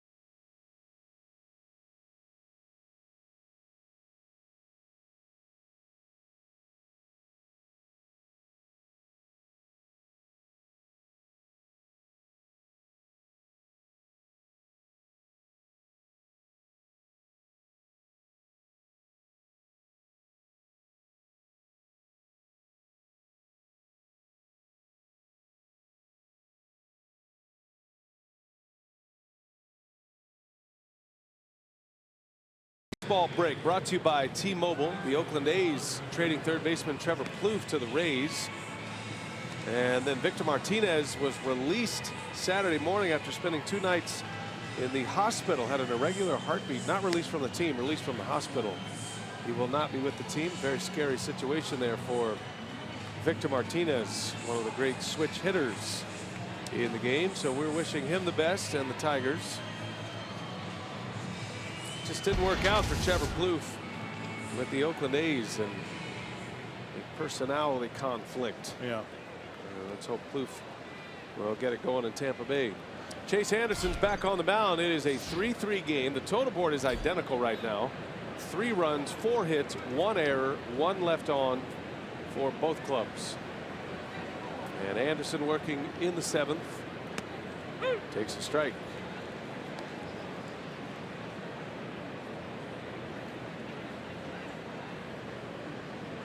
Can't get much more even than that, can you? I wasn't sure what I wasn't sure what else to say about that. That's good analysis, Rock. That ball hit Renfroe, clipped him on the elbow, and it's a lead man on. I mean, it's okay to just let it go by. Oh, I felt like I needed to say something, so that's pretty even. I appreciate that. They don't call him the best color man in the league for nothing.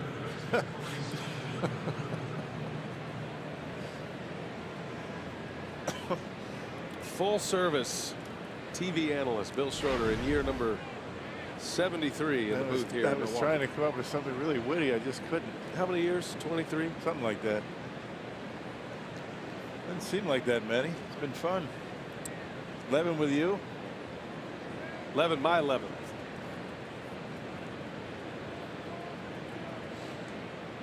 I've outlasted every other play-by-play announcer. Thames has got it. Chance to turn it here. Arcia back to Anderson. Not in time. Spangenberg can really run. That was a beautifully turned double play, but Spangenberg beats it down the line. But you like the way the Brewers are flipping the biscuit around in that sequence. And Chase Anderson really busted it over to first base. You got to be quick over there, you know, to give your shortstop, you know, the confidence to throw that baseball. He actually has to throw it before a pitcher's actually there. Everything getting there at about the same time. You can see Spangenberg beats it at first base, but a good effort by the Brewers to turn their first double play of the day. Anderson's a very athletic pitcher as well. Fields his position well. Countil and his group did take a quick look, but clearly safe, so we play on. And here comes Austin Hedges and Jet Bandy doing a little maintenance. Now Brian O'Nora says, giving Chase a little bit of a breather after covering first base. Not smart by the catcher, though. He sees a little notch in the dirt, and you're trying to block baseballs. You don't want to hit a divot. He actually kicked that into a pothole so that he can get a little bit more time. Oh, it's all part of the plan. And then asked Brian O'Nora, "You fix that, please." I get it. It's a trap. Smart. Did you ever just stand up and kick a bunch of dirt over home plate and say, "Oh, the plate's really messy. Can you go sweep that off?" You did, didn't you? I think I might have done that from time to time when I was a little bit perturbed. I knew you did that.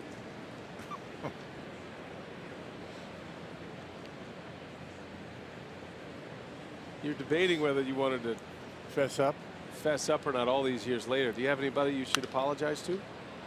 Fly ball to right. Santana is there, and he makes a catch for the second out. In the course of 23 years, we sat here and I apologize to everybody I feel like I need to apologize to.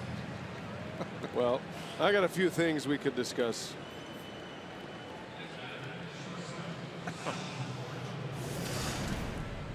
It's been a great ride all these years, partner.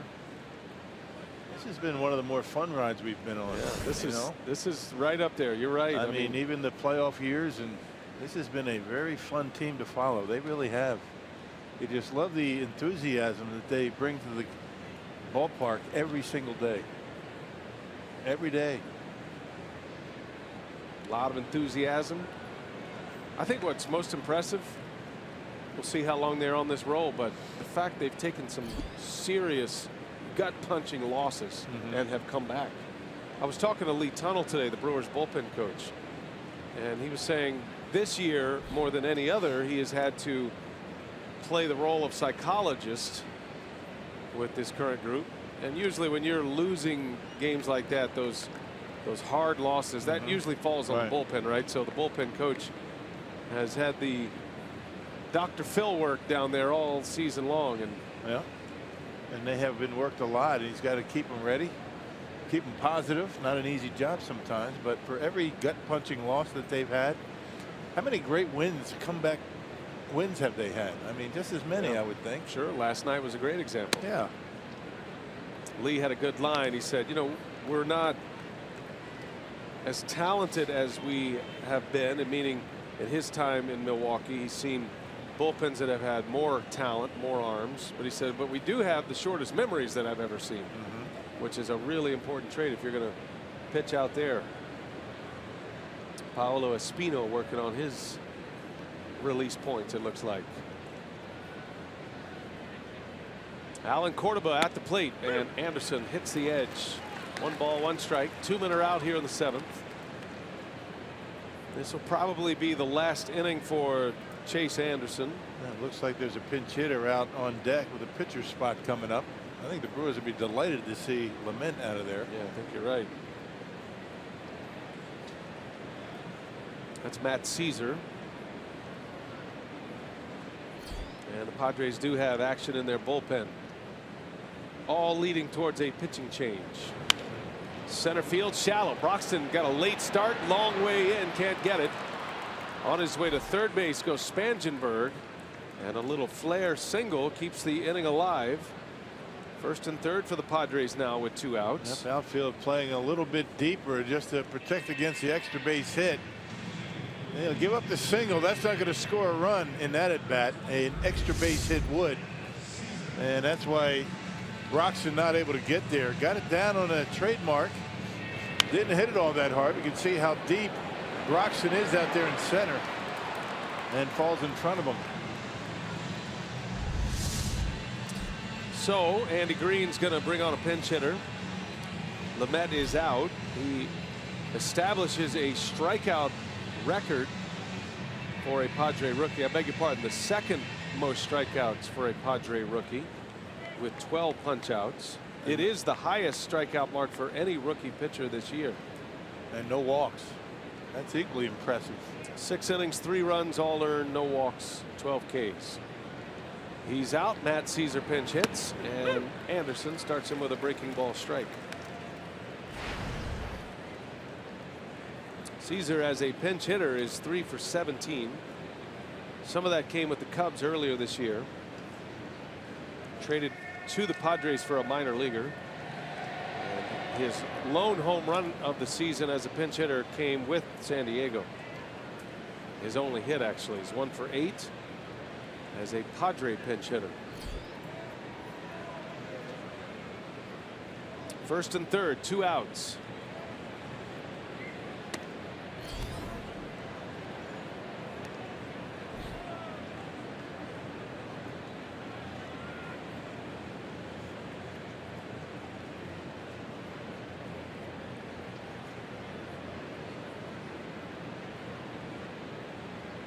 Big spot for Anderson. Bullpen's active. Chase trying to get through 7. Ooh, just missed. That's a strike. Little changeup. That's a good pitch. Got to call it. Brian O'Nora was barking at Eric Sogard after a called strike that Sogard took exception to. I don't imagine Brewers barking at him right now. That was clearly in the strike zone. What's the matter with that pitch? As you can see, Call it. the one at the bottom of the zone.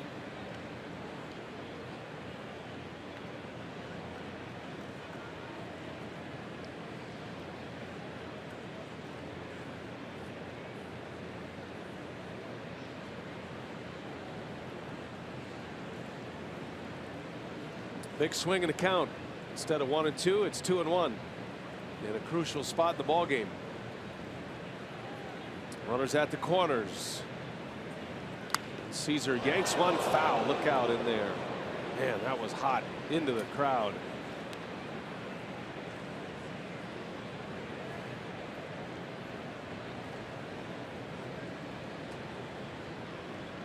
Two and two now.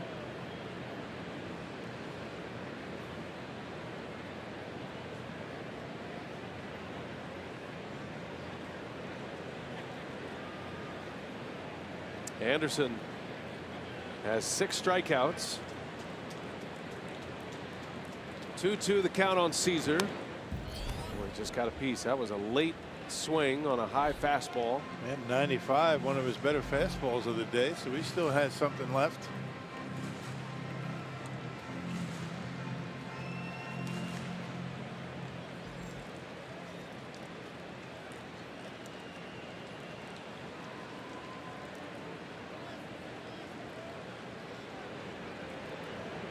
Do it again. Another 2-2 pitch.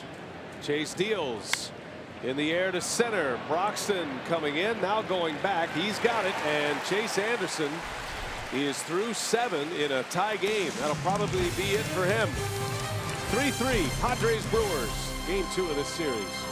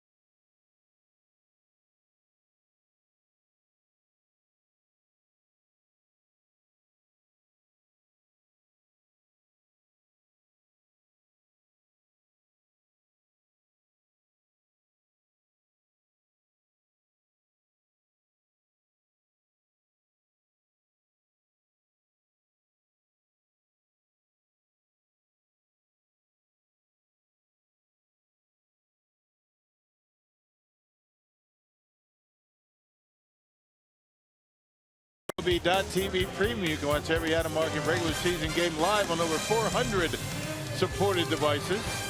Plus, get a free subscription to @Bat Premium, the #1 live app for baseball. Go to MLB.TV for details. A lot of baseball on the MLB TV app today. 16 games. Doubleheader in Minnesota. Chase Anderson, now we'll see. He's in a position where he could return. The bullpen has quieted down for the time being. There's a handshake from Derek Johnson. That probably tells you that he's done, actually. And everybody comes over and says, "Attaboy." So that's usually an indicator that that's it. Another good quality start for Chase Anderson, and he's just racking them up one after the other. It'll be Kirby Yates on the pitch for San Diego. We're tied at 3, bottom of the 7th inning. Hernan Perez will lead off. I saw him last night. Yeah, Yates, an inning of work, gave up a run. That was that home run to Manny Pena to tie the game.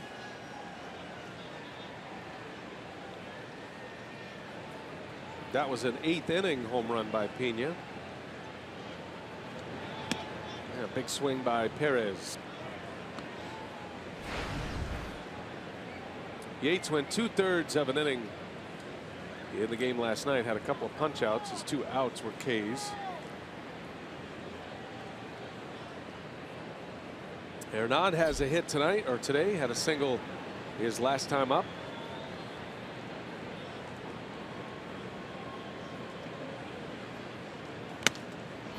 Chase one, down he goes on strikes.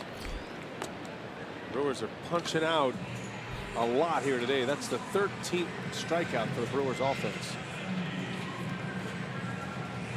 Time now for our Car Soup scoop from the clubhouse. Lewis Brinson had a nice chat with him, and on this Father's Day weekend, Lewis Brinson had a very interesting tale. He lost his father at age 10 to cancer, and we were talking about Father's Day and the uniforms, and he goes, "Yeah, you know, this Father's Day, I'm sending a happy Father's Day to my mother, Susie, who was mom and dad growing up since the age of 10, and he gave a lot of credit to his uncles as well. That's one of his uncles right there, and his mom Susie is a champion. And Brinson just went on for about 10 minutes about his mom and the impact she made, and driving him to all of the games and doing the mom duties, doing the dad duties, just being there for him. Yeah. And you can imagine how traumatic that was as a 10-year-old kid to lose your father. So we always think about the fathers on Father's Day weekend. Father's Day is tomorrow, but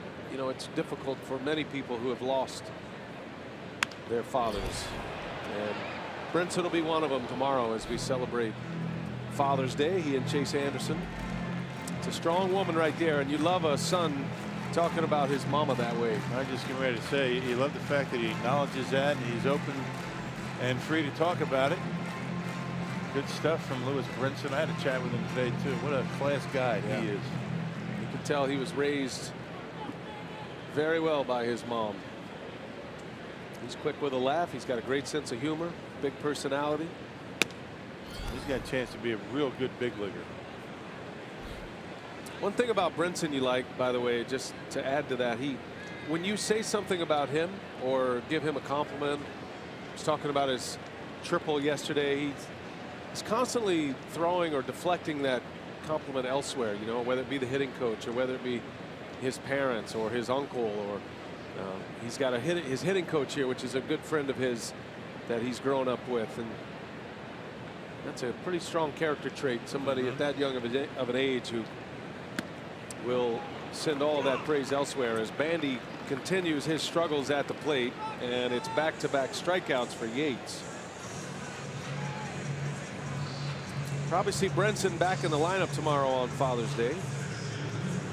He is available off the bench, and we might see him hit for Chase Anderson soon.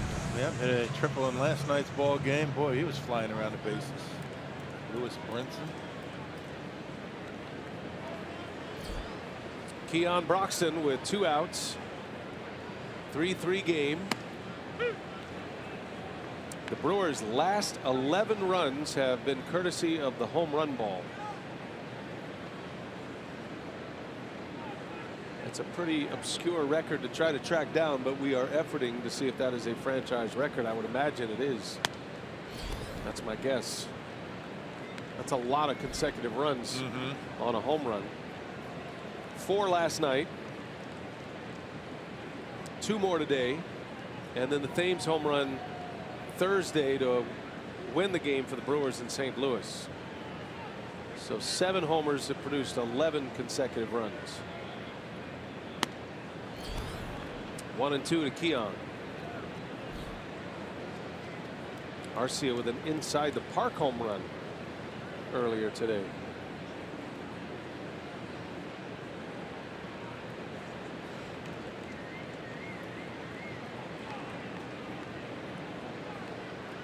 One ball, 2 strikes.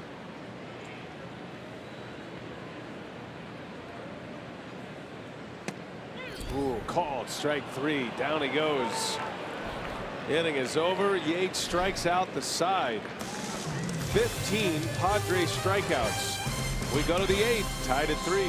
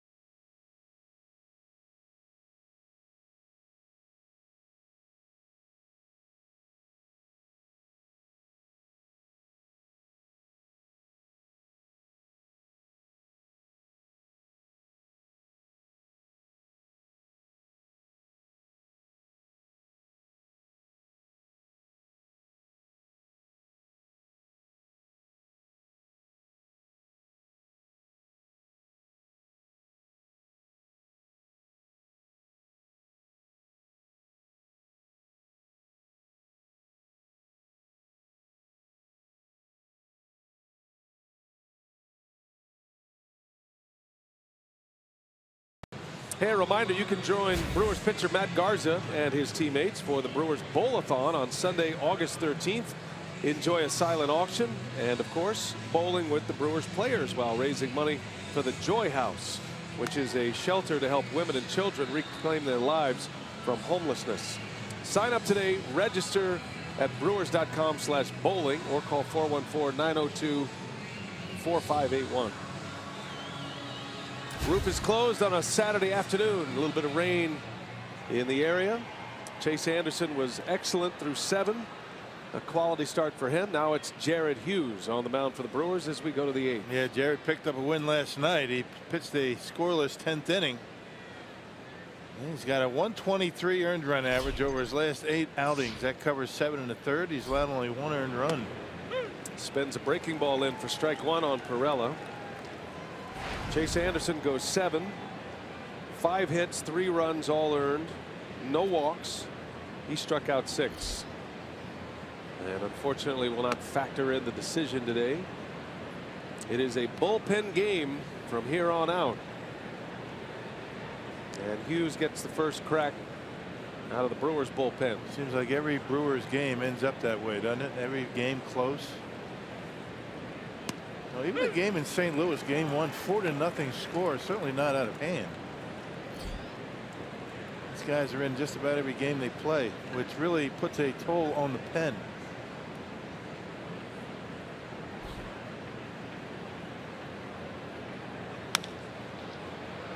Pop up into center off the end of the bat on the breaking ball from Hughes. And a good start for him. He is a ground ball pitcher, but a fly ball out to start the 8th. Hey, today's Timer of the Game winner, Casper's in South Milwaukee. If they call the Brewers by 8 o'clock tomorrow morning, they get 40 tickets to a Friday night game in the Miller Lite Beer Pen. This offer courtesy of the Tavern League of Wisconsin and Miller Lite. The town of South Milwaukee. Yeah. That was an adjustment for me when I moved here. Kept saying South Milwaukee. I said, what's the town? There's a shot right to the shortstop. Arcia on a hop. 2 outs. Hit it hard, did Cordero, but right at the Brewer shortstop. And 2 men are gone for Will Myers. Did you figure it all out, though? Yeah, it was like a Laurel and Hardy bet. I was saying, what's the town? No, it's South Milwaukee. What town is south of Milwaukee? It's not a town, it's a city. It is the city. It's a South Milwaukee. Right. Town. City. I thought it was, like Racine is south of Milwaukee. I'm like, wait, maybe Kenosha, or what are you talking about? No, South Milwaukee. I learned it. And then I took a drive through South Milwaukee and acclimated myself. Now we're all friends and send each other notes on Twitter and whatnot.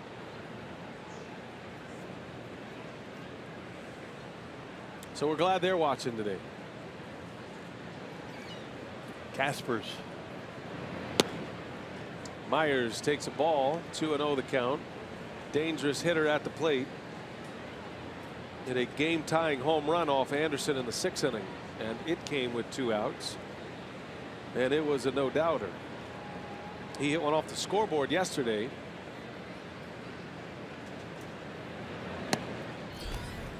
(3-0). And he has been known to swing 3-0. Actually swung on a 3-0 pitch in San Diego, popped it up, and his manager Andy Green wasn't too happy with him. The Padres were down by 4 or 5 runs. See what he does here. A little different situation. Tie game. Takes a ball. Walked him on 4 straight. And the go-ahead run is now on. Not the worst idea in the world once you fall behind 2-0. It's not like he's missing by much. I mean, he's picking at the bottom edge of the strike zone. There were years in the big leagues when he would get some of those calls, but that strike zone, the bottom of the strike zone, has been elevated for most umpires. And so Hughes will start a count over with a new batter, Yannivis Solarte. And he's been a good hitter for the Padres in this series. Homered in the 2nd. Myers took off, looked like a pitch out. And he stopped. Won a very good pitch out. You see Bandy had to go down and grab it.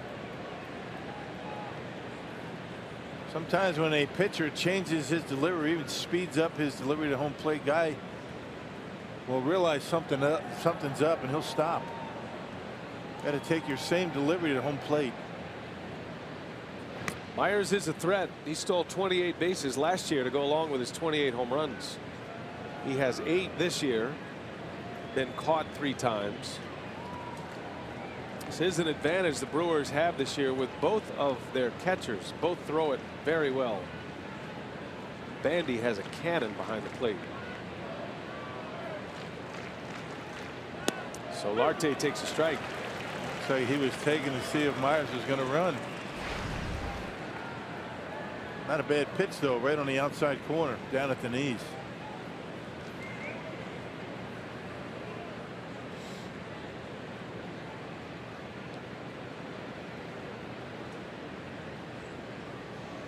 One and one. Time is asked for and granted.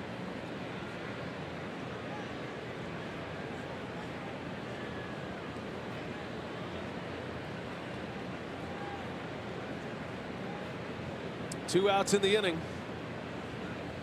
Hughes trying to get the Brewers to the dugout, still tied. And timeout is asked for again.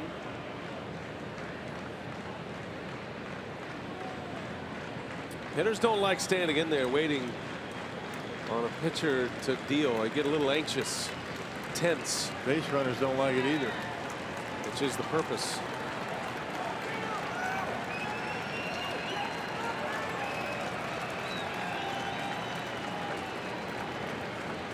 One ball, one strike. Solarte takes a ball.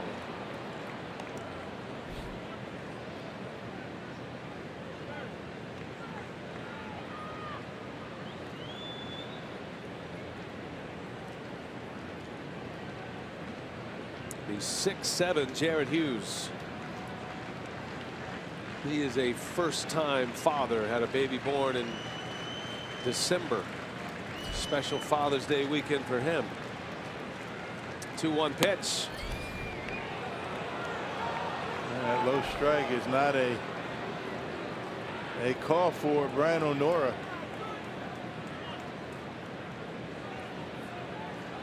It is not a pitch that's called a strike by very many umpires these days. And that's been part of the trouble for Jared Hughes. He's having to completely change what he's done his entire life. But he shouldn't. It's a strike. That's a problem. Shouldn't have to. 3-1 pitch. Low, ball 4. He shouldn't have to adjust. I mean, those are strikes. Guys aren't calling them. Back-to-back walks. And Derek Johnson is on his way out, the pitching coach. Now the Padres threaten with 2 on. Oliver Drake is in the bullpen. You figure Drake is getting ready for Spangenberg, the left-handed hitter who is due next. So, this is a dangerous bat coming to home plate. Especially when you consider that Hughes has been missing low, and you would be inclined as a pitcher to try to elevate it a little bit to get a strike, and that's where this hitter can do some damage. And that's the thing. I mean, you don't get the low strike, and maybe that's what Bandy is discussing right now with Brian O'Nora as they walk back to home plate. Then you do realize this is Jared Hughes' sinker ball, and we need that low strike. That's a conversation that you can have with an umpire. It's jovial. If you have that same conversation with Hughes, I don't think they'd be smiling as much. Right. Let the catcher be the middleman, huh? The mediator. Right. Yeah. But he needs that pitch, and it's a strike.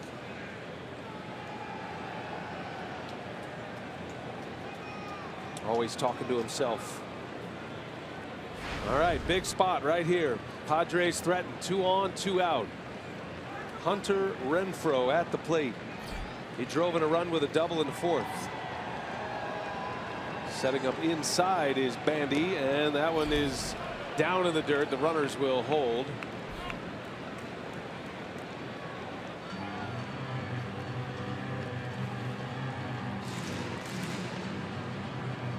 Such a mental game. Put yourself in the shoes of, or in the mind of Jared Hughes right now, and he's having a hard time finding the strike zone. He knows this is a power hitter at the plate. Don't want to make that mistake that could cost you the game. Just got to find it. 1-0. Back inside is Bandy, and he jammed him right on the knuckles. Shaw, good throw, inning over. That's a big pitch by Jared Hughes. This game's still tied. We go to the bottom of the 8th. Going to be a last at-bat win for someone.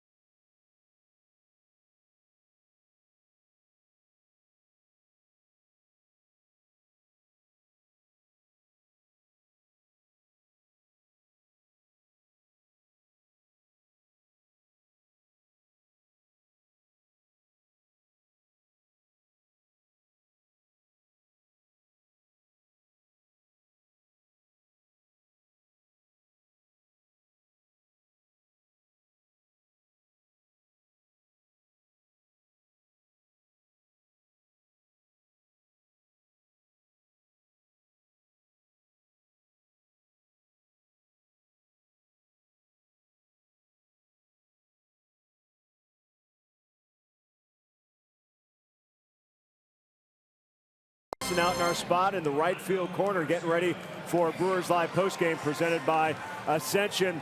Pretty well pitched game. Let's see if we got some heroics yet out of the Brewers, huh? Well, you know, there's going to be some heroics somewhere. On what end? Hopefully it's on the Brewers' end. Well, they've had the last couple of games. We'll review it all, plus hear from Craig Counsell coming up after the ball game. Brewers Live presented by Ascension. Brian. All right, Craig and Davey, thank you. Here we go to the bottom of the 8th. Brad Hand is on to pitch. Arcia at the plate. Arcia, then a pinch hitter. Looks like Jesus Aguilar will pinch hit. And then to the top of the order, Sogard. And then guess who? Eric Thames, if anybody can get on. High strikeout game for the Brewers at the plate today. But 2 homers as well. Been only 1 scoring inning for Milwaukee. That was the 3-run third.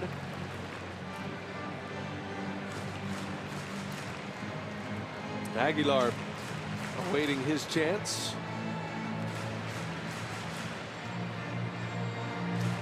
Giving the catcher Hedges a little time to shake that one off, that foul ball.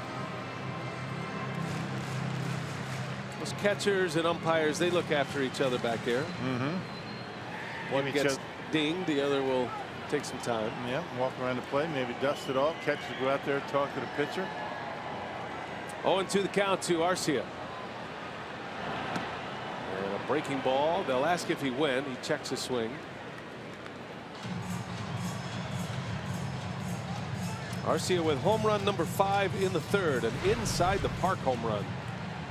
Hit the angled wall in deep right center. Bounced away from the center fielder Cordero, and Arcia scored without a throw to the plate.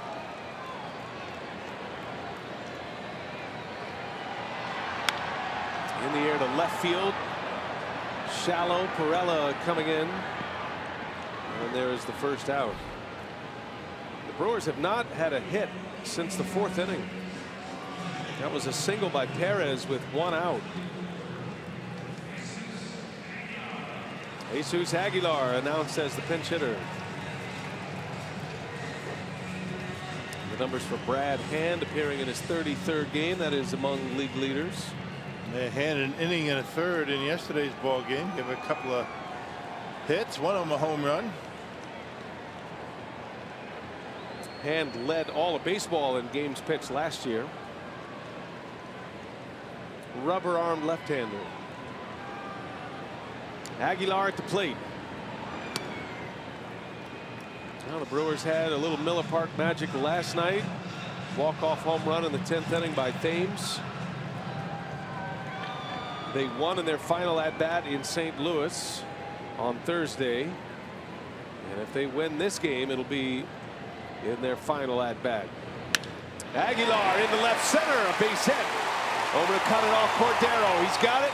The throw to second's going to keep Aguilar at first. And he scampers back to the bag. Big man was going as hard as he could, but it's going to be a single.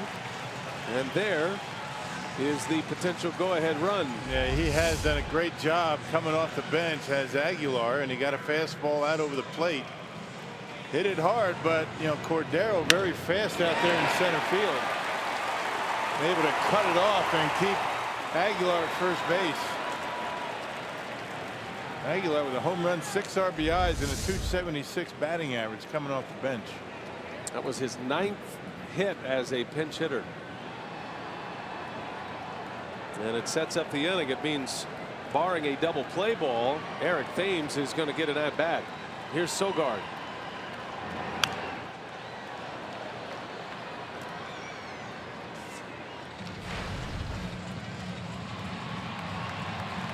Sogard had a base hit in the 3rd. He was on when Thames went deep. Matter of fact, he kept the inning alive for Thames to get an at-bat in that 3rd inning. That was a 2-out single by Sogard. He's flashed a little power as well, has Eric. He's got 3 home runs. Had a good cut at that one. Fouls it back, 0-2. Yeah, hung that one up there a little bit.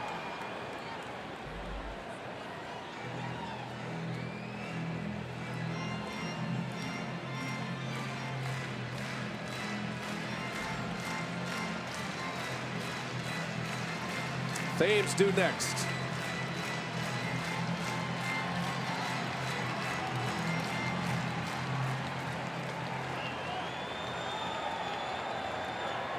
Brad Hand, 0-2 the count on Sogard. Aguilar with a short lead at first. Sogard spoils another one foul. Eric has handled left-handed pitching this year as a member of the Brewers. He's hitting .360 against left-handed pitching. Sogard has been with the Brewers. This is his 30th game. Came up in early May. 9 hits, 25 at-bats against southpaws. Is the left-handed hitting Sogard. Hand's got him 0-2. That was close. Just at the top of the zone, 96. Brad Hand against left-handers coming in, an opponent batting average of only .214, so he's been very effective against lefties.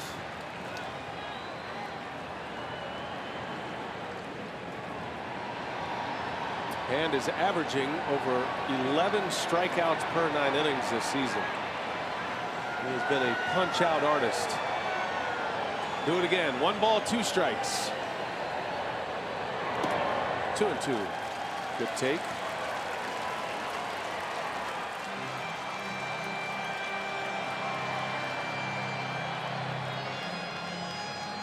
The rally wave going. Great crowd on hand today. Post-game concert by Mercy Me. And the Brewers trying to take a lead here in the 8th inning. 2-2. Sogard off the end of the bat. Little flare to center. Long run Cordero. He runs it down. 2 outs in the inning. All right, here comes Eric Thames. This is the man the Brewers want at the plate. He has been clutch. Take it back to Thursday. 9th inning, 0-2 count, 2 outs in the inning. Off the Cardinal closer, he hits the top of the wall for a 2-run homer to put the Brewers on top. Then last night, 10th inning, high fly ball. And check out where this one lands. Off the top of the wall. Back-to-back nights. And Eric Thames with his first career walk-off home run. What a moment that was. And lost his lucky t-shirt. Hasn't affected it much. He hit a 2-run homer in the 3rd. And a swing and a miss. Thames has 20 homers now. 6 of those have come against left-handed pitchers. And he's hitting .250 against lefties.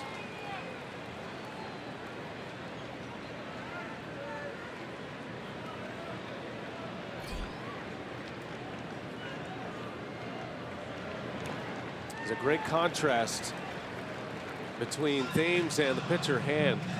Thames, you can almost feel and sense every emotion. He talks to himself, barking at himself. Hand's keeping it all close to the vest. Yeah. Can't read him. One of the more animated players you're going to see, talking about Thames.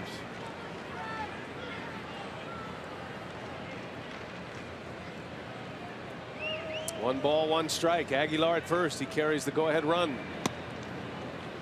2-1 now. Yeah, that one hung just a little bit too much. Well, Thames looking that ball right into the mitt. He was upset with himself after that first swing.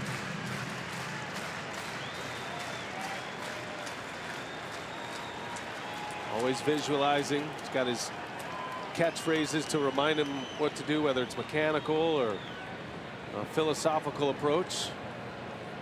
2 balls and a strike. Here he comes, and Thames takes a strike. And that one bothered him. He didn't see that the way he wanted to. Yeah, center cut, hanger. 2-2. Eric said he's looking for pitches and windows. And it's worked well. But now you're in a 2-strike count. In protect mode. Runner goes, and a swing and a pop-up foul and out of play. Interesting. Aguilar takes off. There is a big shift on for San Diego.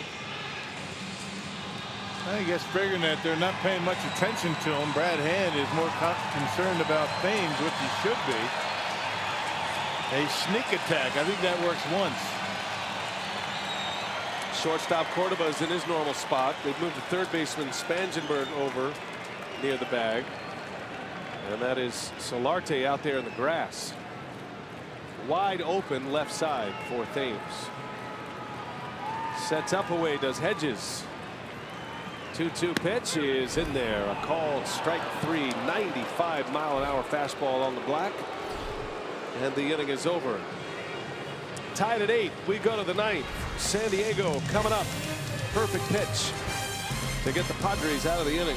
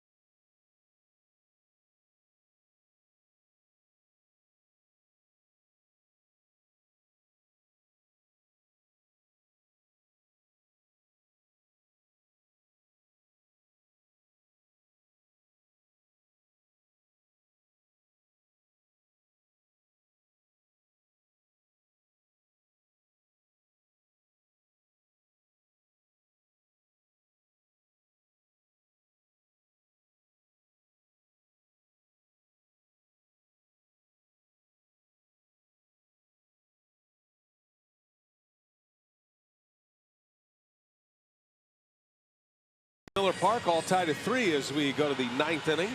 Don't forget, tomorrow the final round of the U.S. Open. It's the world's greatest golfers, and they're battling to be crowned America's champion in golf's can't miss major. 117th U.S. Open, the finale tomorrow, 10 a.m. Central on Fox, streaming live on Fox Sports Go. Justin Thomas set a major championship record, shooting a .63 today. The record is the number in relation to par. He went 9 under today. Man. Never been done. He's 11 under, tied with Tommy Fleetwood, who is still on the golf course, and Brian Harmon in the picture as well. All right, Rock, Corey Knebel is on the pitch. The Brewers closer for the 2nd consecutive game is on the mound in a tie game. They had tossed a scoreless 9th inning in last night's ball game, sending it to extra innings, or at least giving the Brewers an opportunity to win in the 9th. A couple of strikeouts, a walk, and a scoreless 9th. Corey Spangenberg leads off, takes a strike from Knebel. Bottom half of the Padres order coming up as Jesus Aguilar takes over at first base. So put Knebel, the pitcher, in Thames' spot, who made the last out. Which might mean Counsell is looking for multiple innings out of Knebel. We'll see. That's asking a lot. And that'd be stunned.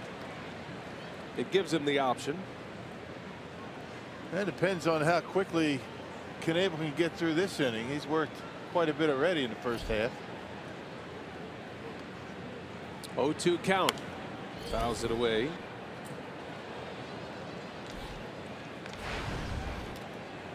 Brewers won last night. They trailed 4-0 early in that game yesterday. Fought their way back. Padres took the lead again late in the 8th. Brewers tied it and then won in 10. Tonight the Brewers, or today, the Brewers trailed 1-0 and then scored 3 runs in the 3rd. There's a called strike 3. Knebel keeps his streak alive. Boy, what a streak this is, starting a season with at least 1 strikeout in every game. Yeah, you throw that for a strike, and then you got that 98-mile-an-hour fastball. He has at least 1 K in each of his 36 appearances this season, which is 2nd longest streak exclusively as a reliever to begin a season in the modern era, chasing Aroldis Chapman. And he is 1 behind Chapman now. Yeah. Numbers are staggering, Rock. 62 strikeouts in 35 innings. Yeah, no kidding. I mean, and he gets it out of the way very quickly tonight. Austin Hedges.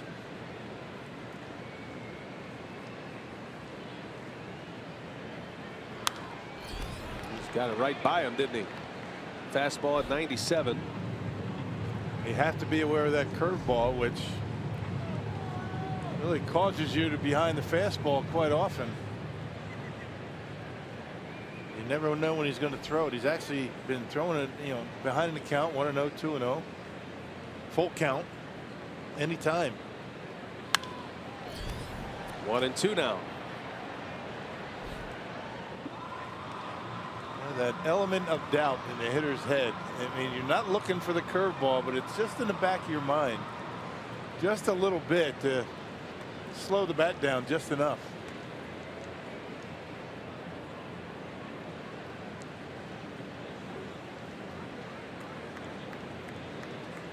One ball, 2 strikes to the Padre catcher, Hedges. Knebel, with his 36th appearance of the year, leads the major leagues. Jacob Barnes has 36 games as well. And Jerry Blevins of the Mets, ton of games. He's been terrific. 1-2. 2-2 now.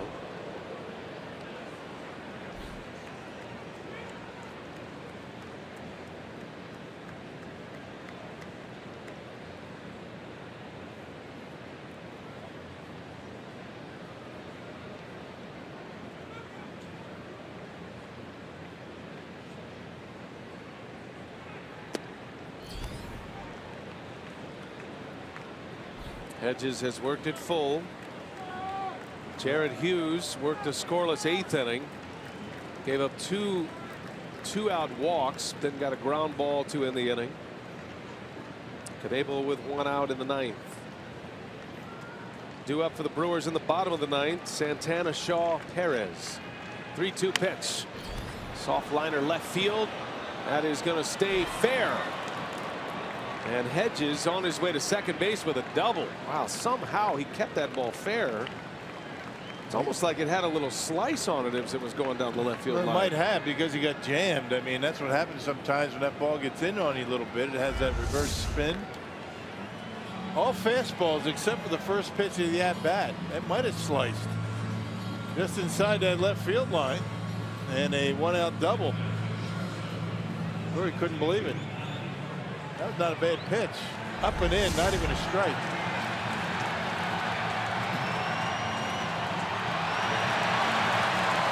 There's a fan on the field. This is a bad trend we're getting into, folks.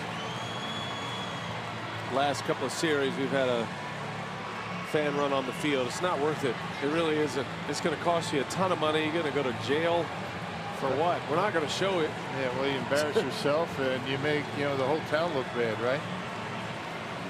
We've got great baseball fans here in Milwaukee. Don't need that. It's dangerous too.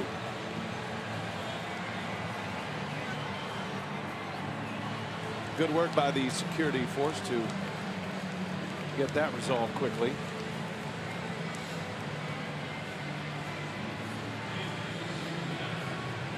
So it's a one-out double, and Alan Cordoba at the plate.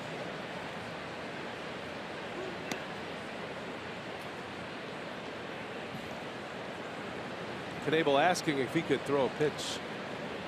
I mean, it was a pretty quick delay, but not a bad ploy by Knebel. Maybe he's trying to get the feel for one. Another big spot. Padres have been knocking at the door the last 3 innings. They've had a runner in scoring position in each of the last 3. Big curveball strike. There's that curveball. He threw one to Hedges. And then Hedges able to get enough of the last one.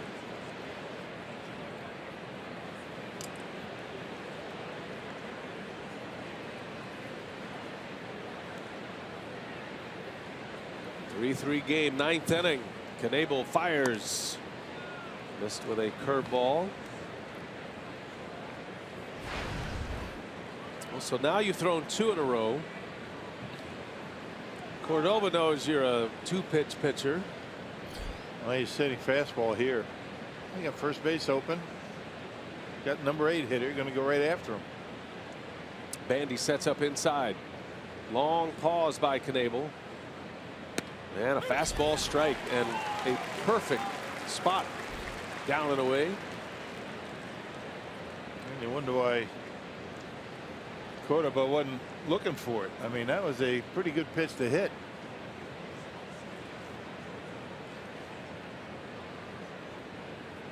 Cordoba's hitless in his last 11. Knebel trying to keep him that way. Jammed it. Big fastball at 98 miles an hour. And Knebel has his second strikeout of the inning. 2 gone now in the 9th. Yeah, got him upstairs. Yeah, Cordoba had the one fastball to hit down in the zone over the heart of the plate, and then he has to swing at that with 2 strikes. And Knebel able to throw it right by him.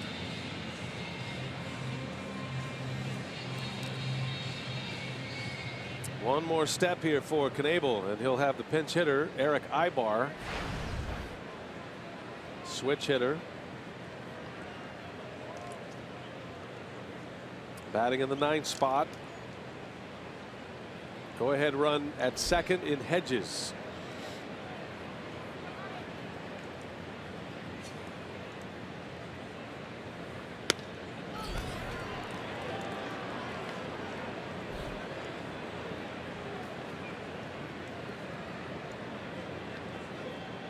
Hedges trying to get as big a lead as he can. He'll be running on the crack of the bat. Arcia hovering in range, trying to keep him close. Brewers have good arms in the outfield. Average speed at best at second. Perez has a very strong and accurate arm. Remember, he was a shortstop coming up. Broxton not as strong but accurate, and Santana's got a cannon in right.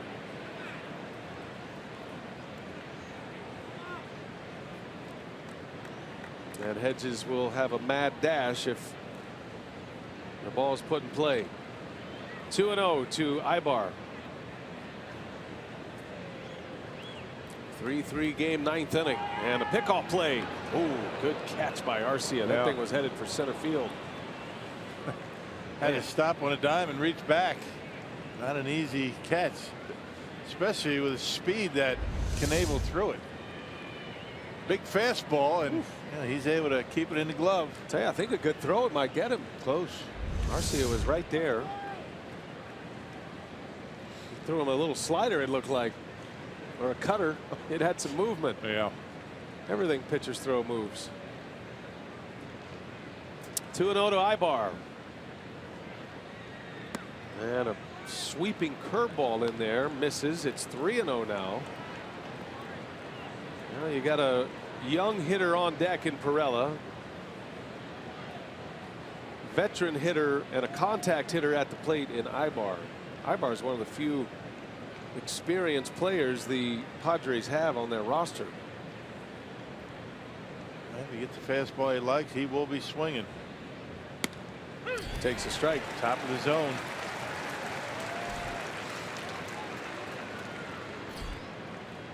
First-year closer Corey Knebel. Ibar's got a dozen years in the big leagues. Been an all-star, won a Gold Glove, long career with the Angels. Good battle here. 3-1, hitters count. Go ahead, run at second. Arcia keeping him close, and Knebel with an inside move, just to let him know he's thinking about him.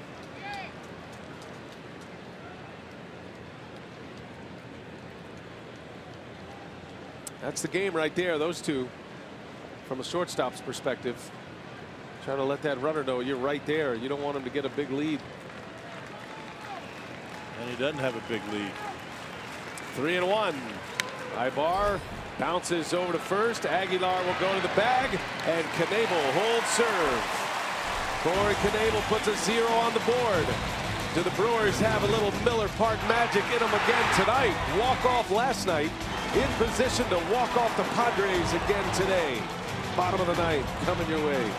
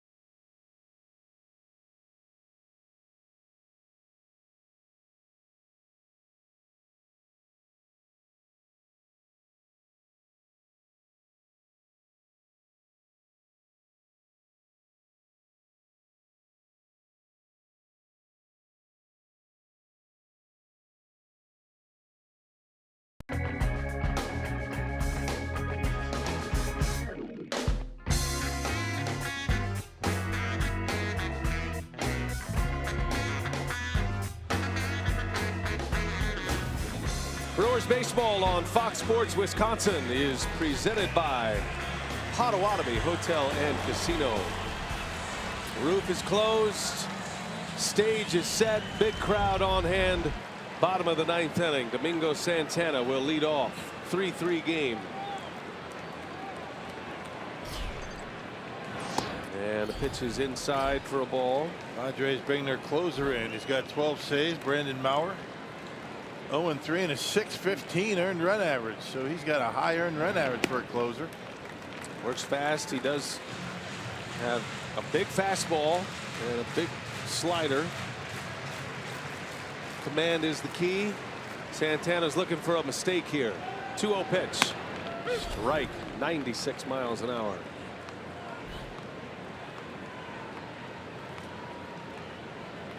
Santana's been hot lately. 0 for 3 today. Little jam shot. Flare down the first base side. Foul territory. What a catch by Myers. Man, over the shoulder. Athletic play by Will Myers for the first out of the inning. Yeah, got there quickly. Got good speed. Don't forget, tomorrow Miller Lite What's on Tap has Jimmy Nelson back on the mound. 12:30 airtime. 1:10 first pitch. Jimmy Nelson against Luis Perdomo. That'll be the finale of the series, where the Brewers put themselves in a position to maybe sweep. Got to win this one today first. There's a strike to Travis Shaw.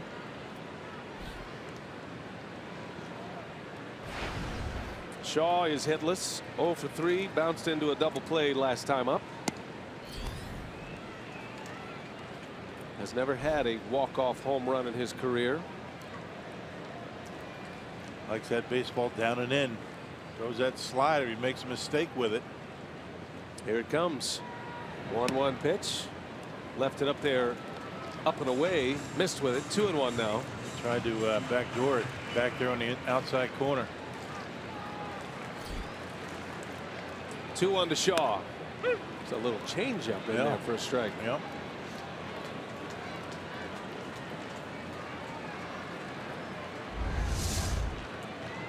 The Vulcan change. Yeah, right on the edge. Shaw fouls that one away. Back to a 97-mile-an-hour fastball. So you're looking at 10 to 12 miles an hour difference between the fastball and the changeup. And a significant fastball at that at 97.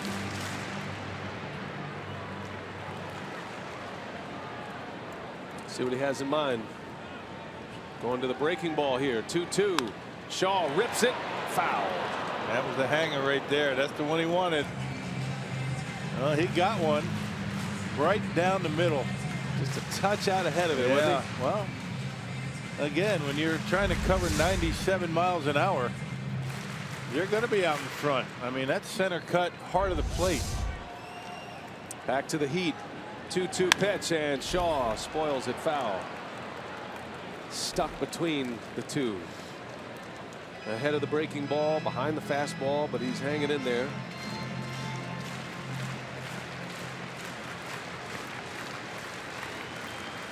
Two-two pitch.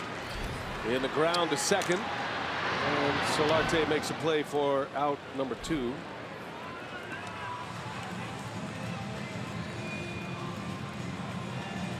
Two up, 2 down. Shaw upsetted himself for going out of the strike zone there, but not a lot of time to make up your mind. Shatters the bat. All right, 2 outs here in the ninth. Here comes Hernan Perez, who is 1 for 3. Had a hard single in the 4th inning. 2 outs, tie game. And Perez pops it up. Back is Myers. Not an easy chance here. Myers makes the catch to end the inning. Couple of good catches by the San Diego first baseman. And it's a 1-2-3 ninth. Brewers go in order, and we go to extra innings again. Wow, he barely caught that one.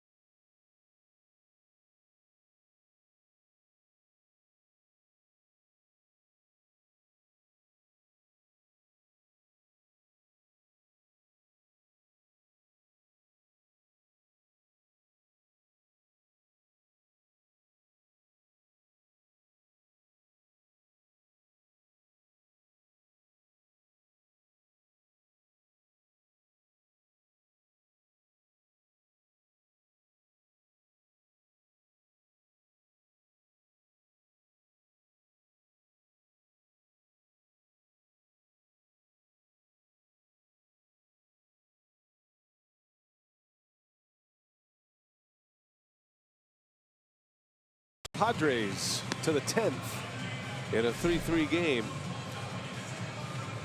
Carlos Torres is in the game for the Brewers. Corey Knebel worked the scoreless ninth, and now the bullpen carries on here in extra innings. Well, pitched on Thursday against the Cardinals and picked up a win, his third of the year. A scoreless 8th inning. Carlos had yesterday off and right back at it today. He's in the top 10 in appearances in the National League, actually top 5. 36th appearance and a .458 earned run average. And Carlos has the top of the order to deal with here in the 10th.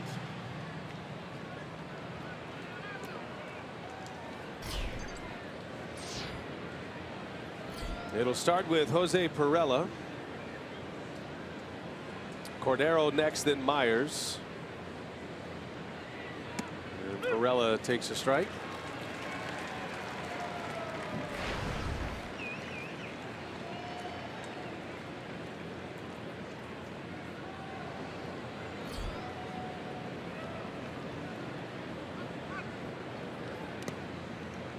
Got anniversary wishes to pass along from the booth today.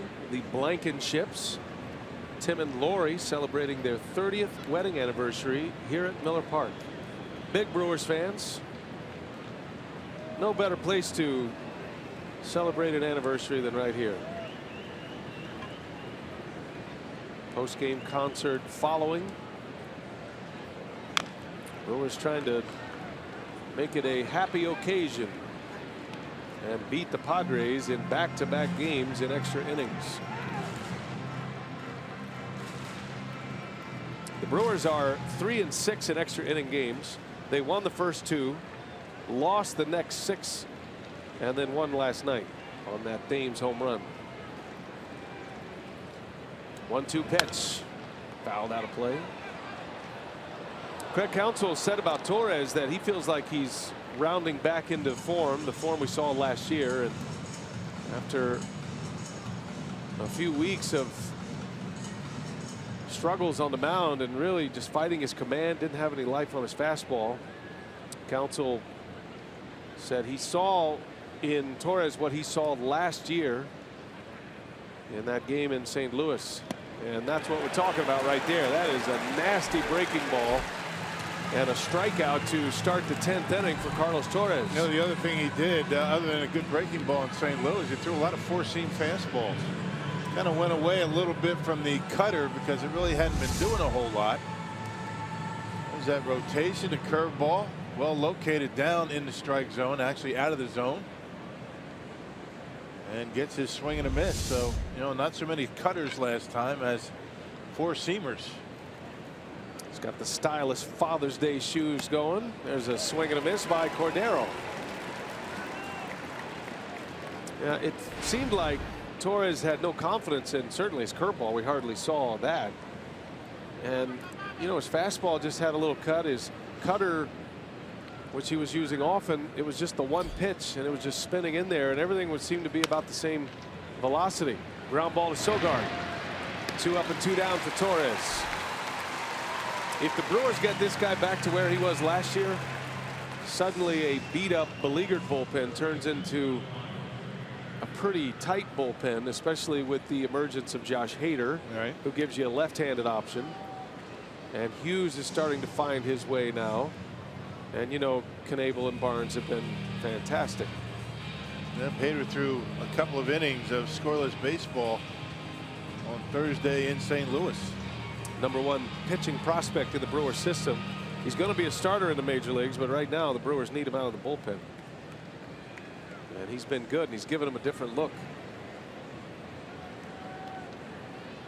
2 outs. And the dangerous Will Myers coming up. Myers made 2 impressive catches over the shoulder last inning to send this one to extra innings on 2 pop-ups. There's a strike, and there's that curveball again by Torres. And not exactly where you want it, but right on the inside corner.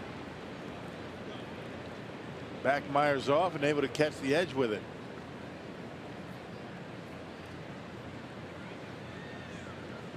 Myers is homered. He's the reason we're tied.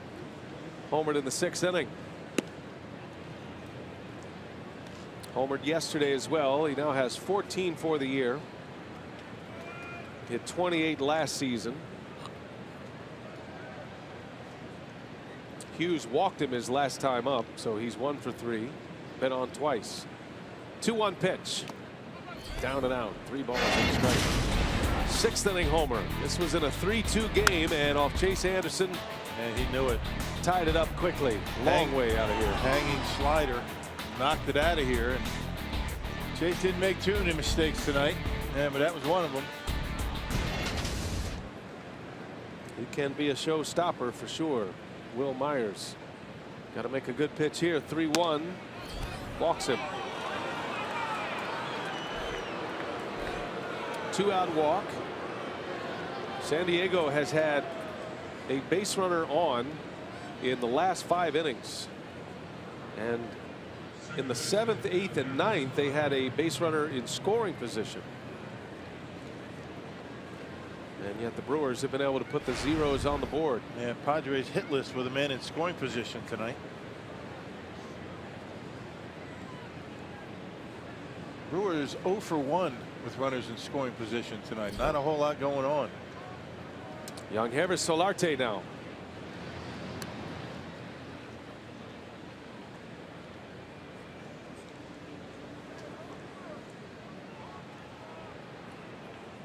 All 3 runs for the Brewers came in the 3rd. Inside the park home run from Arcia. 2-run home run with 2 outs by Thames. Thames is out of the game. Aguilar stayed in to play first. Thames still, that spot in the order I should say, still a ways away. Brewers are going to have Bandy, Broxton, and Arcia due up in the bottom of the 10th. 6, 7, and 8 in the batting order. If anybody gets on, that might be a spot you'd see Lewis Brinson.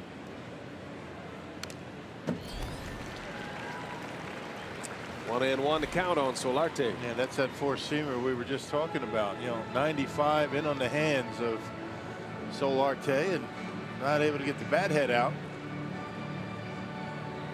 Fastball's got more velocity recently for Torres. You can put it more where you want it with that 4-seamer. Yeah, cutter sometimes a little unpredictable as the movement and where it's going to end up.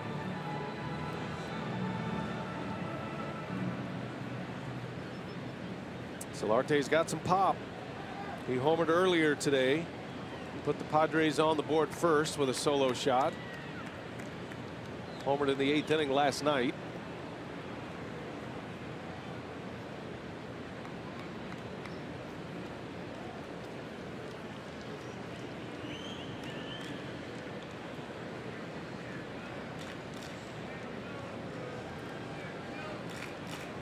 Torres pitched in the WBC this year for Mexico. Might have set him back a little bit. You never know how that goes. There's been a lot of injuries to pitchers and players that participated in the WBC. It's a tough time of the year to play for guys. They love playing and representing their country. But you sometimes ramp it up a little faster than your body's ready for.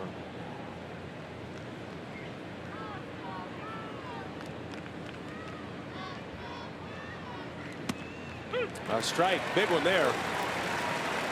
1 and 2 the count. Yeah, what a difference, right? 1 and 2 and 2 and 1. You get the hitter on a defensive in a pitcher's count.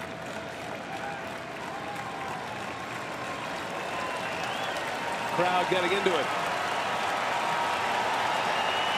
1 ball, 2 strikes. And a check on the runner.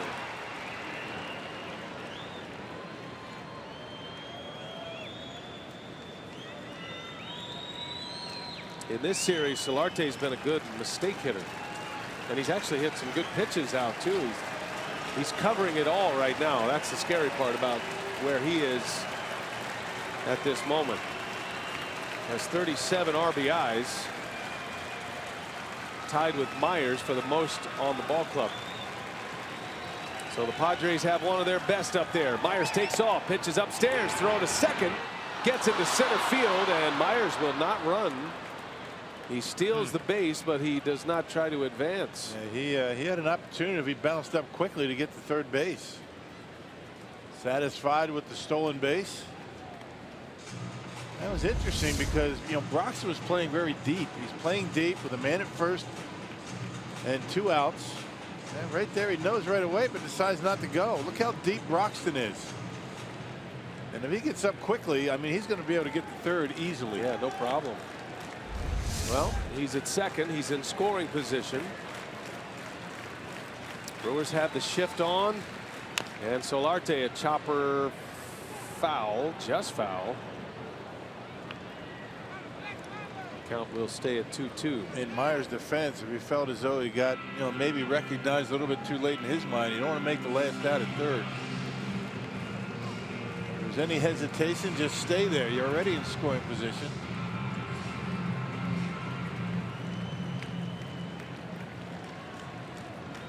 Myers with his 9th steal.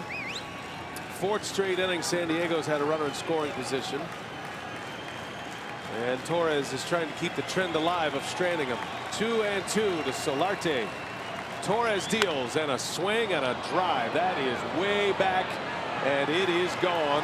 And a 2-run home run gives San Diego the lead. On a 2-2 pitch with 2 outs, Solarte strikes again. And tried to come in on him again, and that was actually in off the plate. You know, and he's able to turn on that one, keep it fair.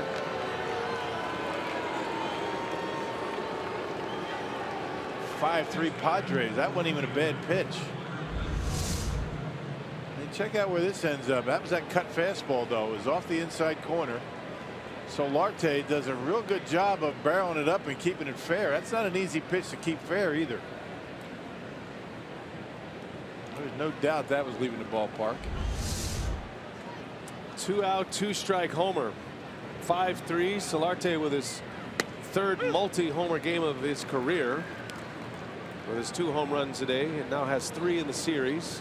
Gives him 9 for the season. The thing about that cutter, if you don't put it where you want it, I think he put it where he wanted it, but 93 as opposed to 95 makes a big difference when you're coming inside.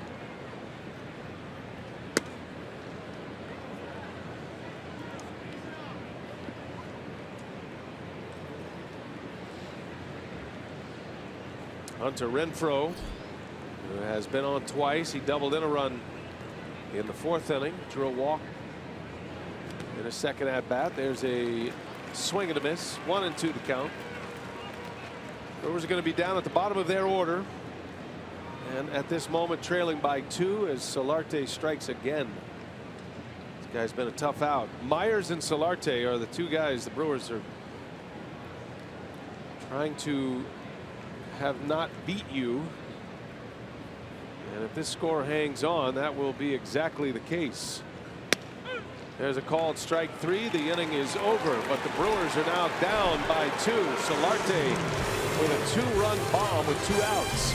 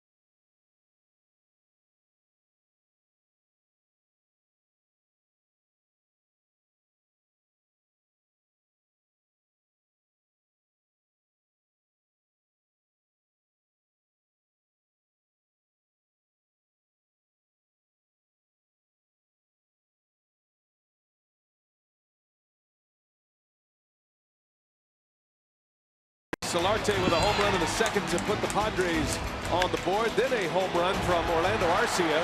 On the inside the park home run from Orlando Arcia. That tied it. And then later that inning, Eric Thames strikes again. His 4th consecutive game with a homer. 2-run shot put him up 3-1. Myers tied the game with a home run in the 6th. That made it 3-3. And just a moment ago in the 10th, Yangervis Solarte, his 2nd home run of the game, 3rd of the series, and it gives San Diego a 5-3 lead. So the Brewers are down a pair. And we are on our way to the bottom of the 10th inning. See if the Brewers have some fight in them now. Pinch hitting for Jet Bandy is Nick Franklin, the switch hitter.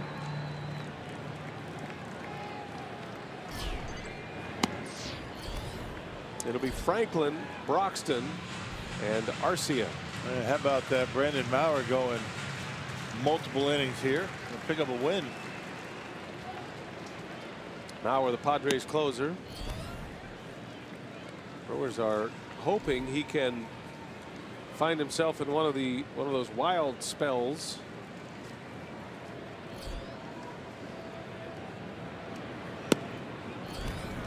That's 2-1 on Franklin. Anyway on. Maybe somebody get a hold of one.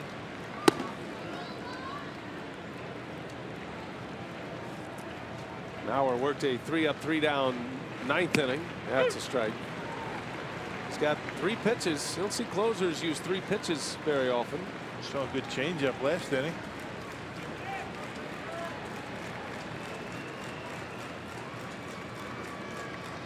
One with a slider. 2-2 the count. Down and in. Got him. Oh, hit him. Got him on the back foot, and Franklin is aboard. Just grazed the shoe top, it looked like. And there is the base runner, which will bring the tying run to the plate.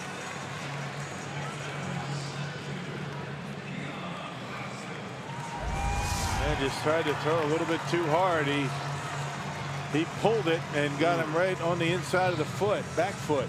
Literally a back foot slider. Right. All right, here comes Keon Broxton now. Yesterday, with the Brewers down 4-1, Broxton hit a 3-run homer to tie it. He's been on a home run bench here lately, and he took a swing at one right there. Big hack. Keon has 10 homers on the year. He's hit 4 in his last 6 games. Driven in 9 runs in his last 6 games. Tonight he's 0 for 3 with 2 strikeouts. In the air, right center. Did he get it? This is way back. And Keon Broxton has tied the game.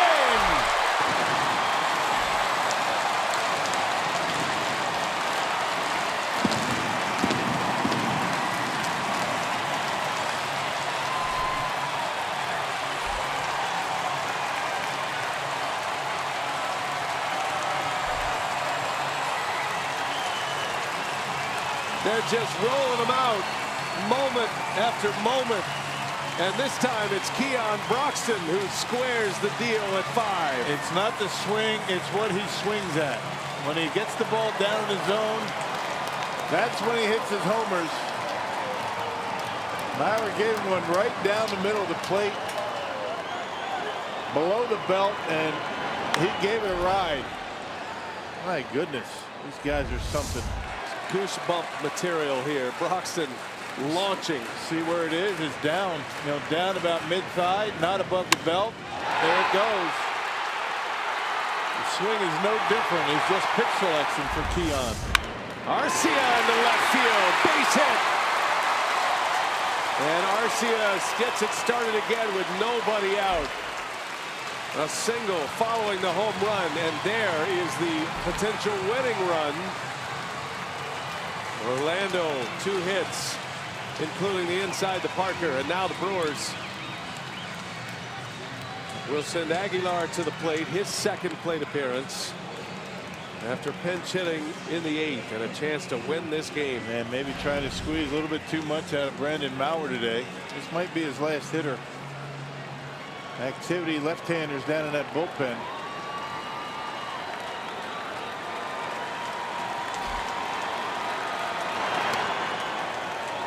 It's only the 2nd time this season that Maurer has been asked to go more than an inning, and it is the first time since April 30th he's been asked to go more than an inning. And one-inning guy.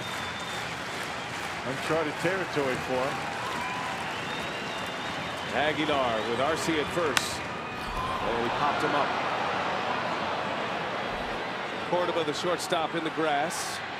That's the first out.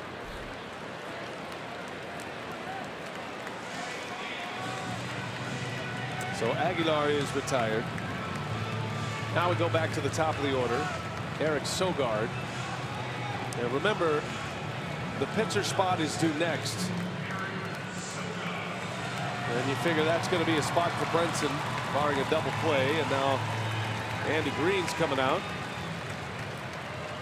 Well, Manny Pena is on deck. So a double switch here for Andy Green. It's going to be the end of the line for Mauer. Padres get a 2-run home run with 2 outs by Solarte to take the lead. And Keon Broxton ties it up. Darno is in on the position player side. And we'll set up the new pitcher. Keon keeps it alive. See if the Brewers can win it here in the 10th.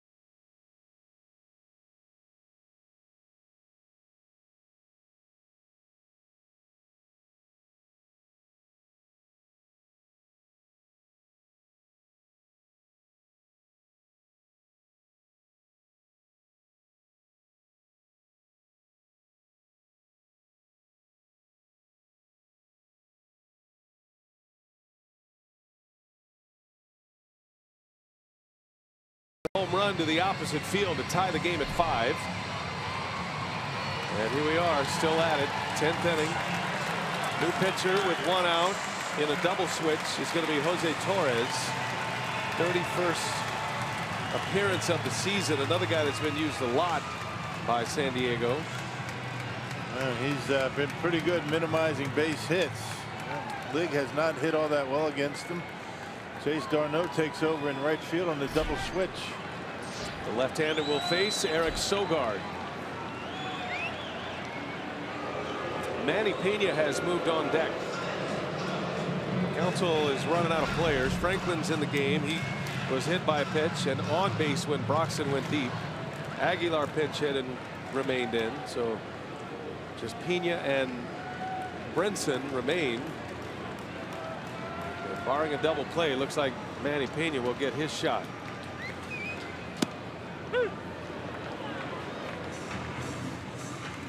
Sogard with a hit tonight, 1 for 4. Singleton scored in the 3rd. He's been good against lefties, hitting over .350 against left-handed pitching this year. No balls and a strike. Jose Torres, and Sogard takes strike 2. Fastball at 94. Torres has given up some homers this season. He has allowed 6 in 30 innings.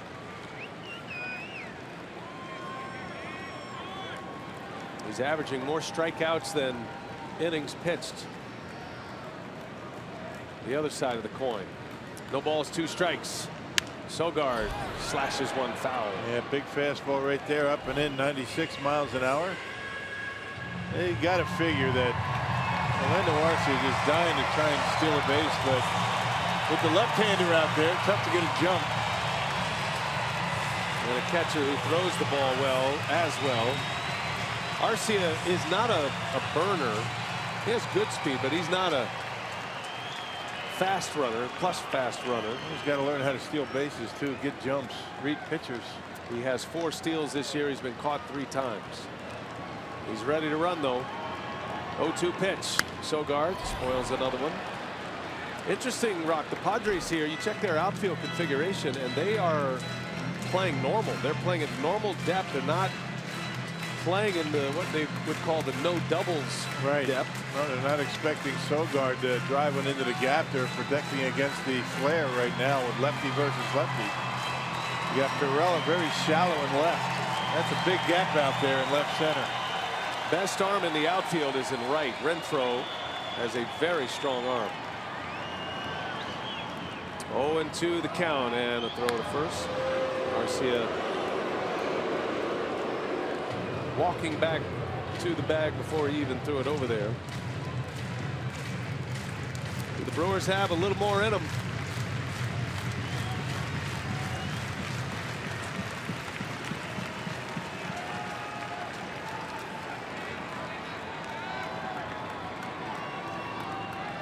One out. Ready for an 0-2. Torres a long pause and he's going to first again. Usually those throws are called from the dugout, right? Manager trying to ice a hitter or get a base runner a little stagnant. Right. That's probably not the better move for Torres. You don't show the good move first. Brewers are down 2 and this inning started. Broxton a 2-run homer to tie it. 0-2 pitch and a swing and a miss. He got a strikeout for Torres. That's a nice slider right there. Down and away.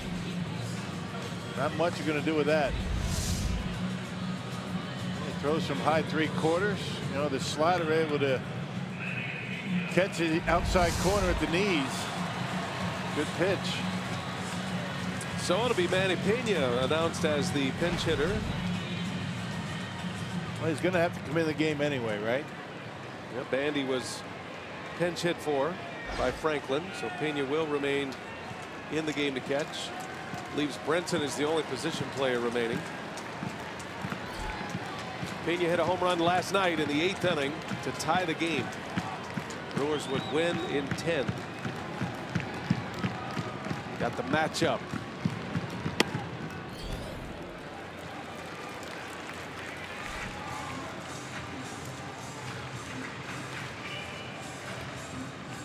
Pena had a memorable home run earlier this year on Mother's Day in the pink accented uniforms. Does he have one in the light blue accented uniforms on Father's Day weekend? Had a pretty good one last night. He's only hit 3. He has plenty of pop. Doesn't hit a lot of homers, but when he does hit them, there are no doubters. That was one of the great moments of the year on Mother's Day when Pena, that great comeback against the Mets.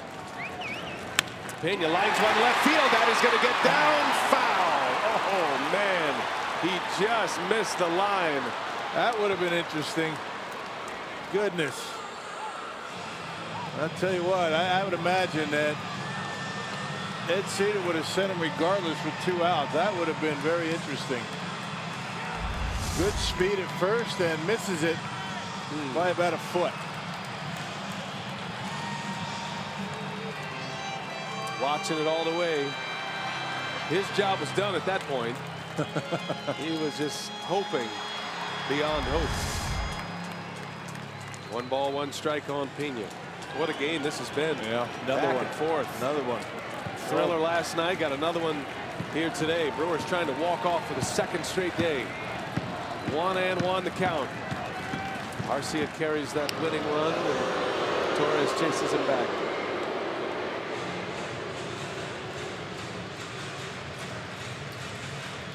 His teammates call him Manny Pineapple.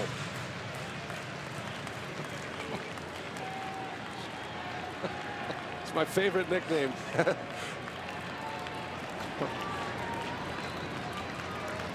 Torres deals. Up and away. Back pick at first. He's back in time.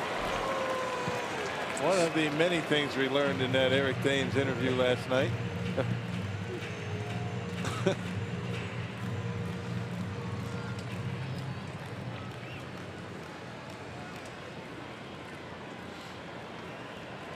Thames is out of the game. 2 balls, a strike on Manny Pena. Arcia ready to run. And it's way inside. Did it hit him? Yeah, that got him. It did. A hit by pitch will send Pena to first, and he is shaken up. And remember, the Brewers have already removed Bandy, their starting catcher. Man, he'll be all right. Says the ex-catcher here in the booth. I mean, you got no choice, right? I mean, you're all right, right, kid? That's not a yes/no question, I guess. Boy, Yeah. right on the kneecap. Yeah, right. Rock. Yeah. Oh man. In that situation, you had no choice. You're going back there. Unless the bone's hanging out. Nick Franklin, by the way, is the emergency catcher. He's still active in the game. Dave Yeager, assistant athletic trainer, is going to take a quick look at Manny Pena. The only thing that would keep him from going behind home plate, he couldn't bend his knee. Or if Domingo Santana can just make it easy for everyone and win the game right now. All right, get a base hit. Franklin is studying this situation carefully. You got 2 guys. You got Franklin. Perez can catch. But it's going to be Manny. Everybody other than the Padres hoping we don't have to find out. Santana up in a big spot. Chance to win it. Winning run now in scoring position. Domingo. Fastball strike at 94.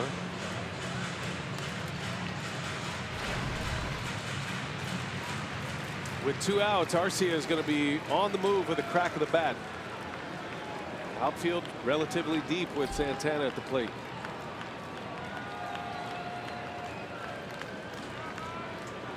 Santana trying to deliver here in the 10th.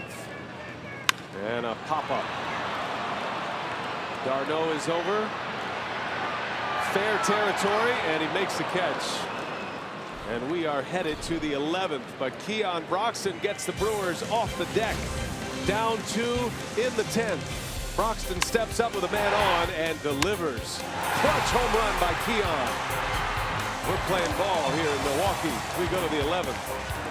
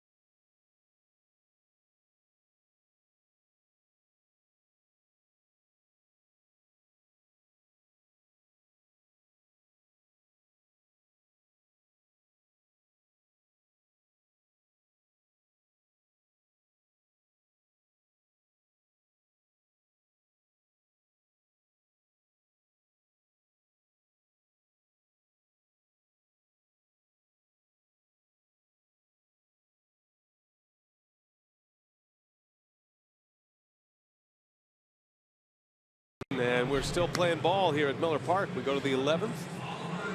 Well, if you can't catch the games on television, you can stream them live on your mobile device with Fox Sports Go. Download the app, take Fox Sports Wisconsin and Brewers baseball with you wherever you go.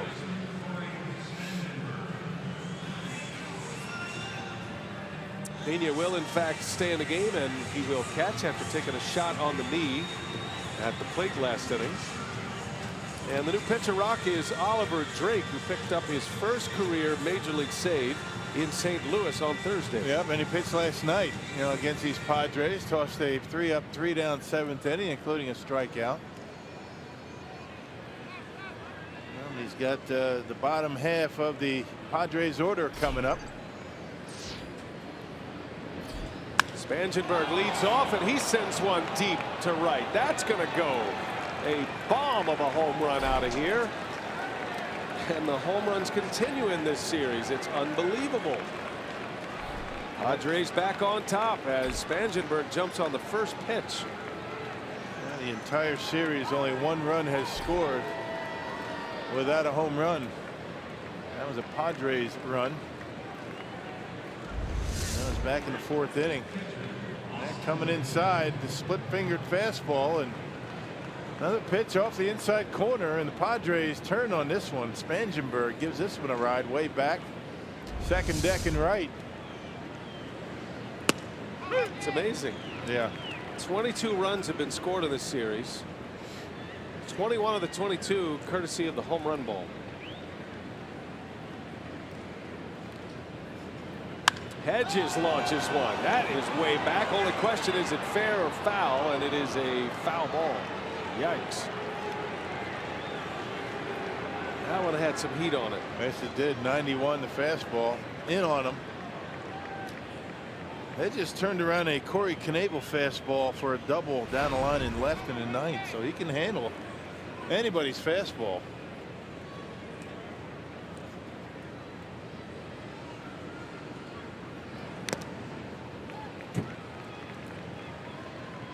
Hedges leads all National League catchers in home runs with 11.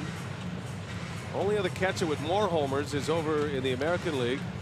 Salvador Perez of the Royals has 13. This guy looks like he's got some star power. Austin Hedges, heavy hitting catcher who throws very well. 11th inning, and the Padres lead it by a run now. Yeah, batting average low, but run production up there for Hedges. Don't worry too much about batting average with catchers as long as they can drive in some runs, and he's been able to do that.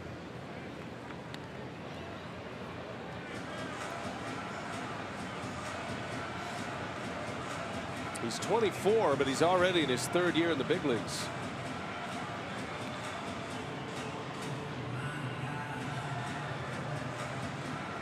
Came up in 15. Last year spent most of the season in El Paso at AAA. 1-2 the count on Hedges. Jammed him that time. Pop up. Arcia waving on Perez. And there is the first out. Well, the Brewers in the bottom of the 11th are going to have Travis Shaw lead off. Hernan Perez.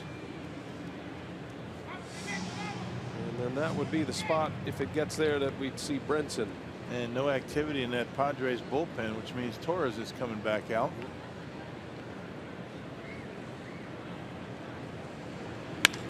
There's a shot.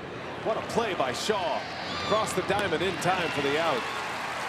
Travis Shaw calmly gloves that rocket off the bat of Cordova. Second out of the inning. Bullet, huh?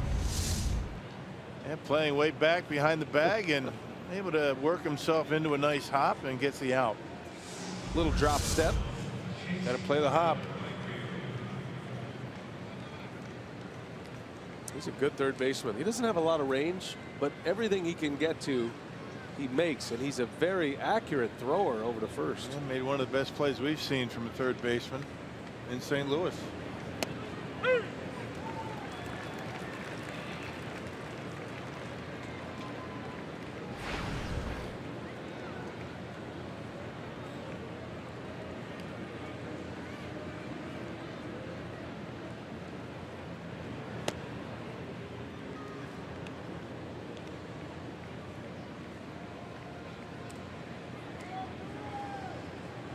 6-5 San Diego. Corey Spangenberg with a go-ahead home run in the 11th. In the air, deep left center. That's big trouble. d'Arnaud sends one out of here, and another home run. And it's 7-5. First at bat for d'Arnaud came in the game defensively. And the former Pirate has given the Padres a 2-run lead, and yet another home run. Yeah, boy, oh boy. And there it is, the splitter that stays up in the strike zone, and d'Arnaud gives it a ride. That splitter has been at times a trouble pitch lately for Drake, leaving it up there. We saw Junior Guerra have a tough time with that pitch last night. Top of the order, Pirela. What a roller coaster ride this game is. And the series, really. Padres went up big early yesterday. Brewers came back, lost the lead. Brewers came back, won it in 10. And back and forth it's been here today. Well, it's been home run derby. Do the Brewers have some more in them? We'll find out. Shaw's going to lead off. The Brewers find themselves down 2 again. Bottom of the 11th coming up.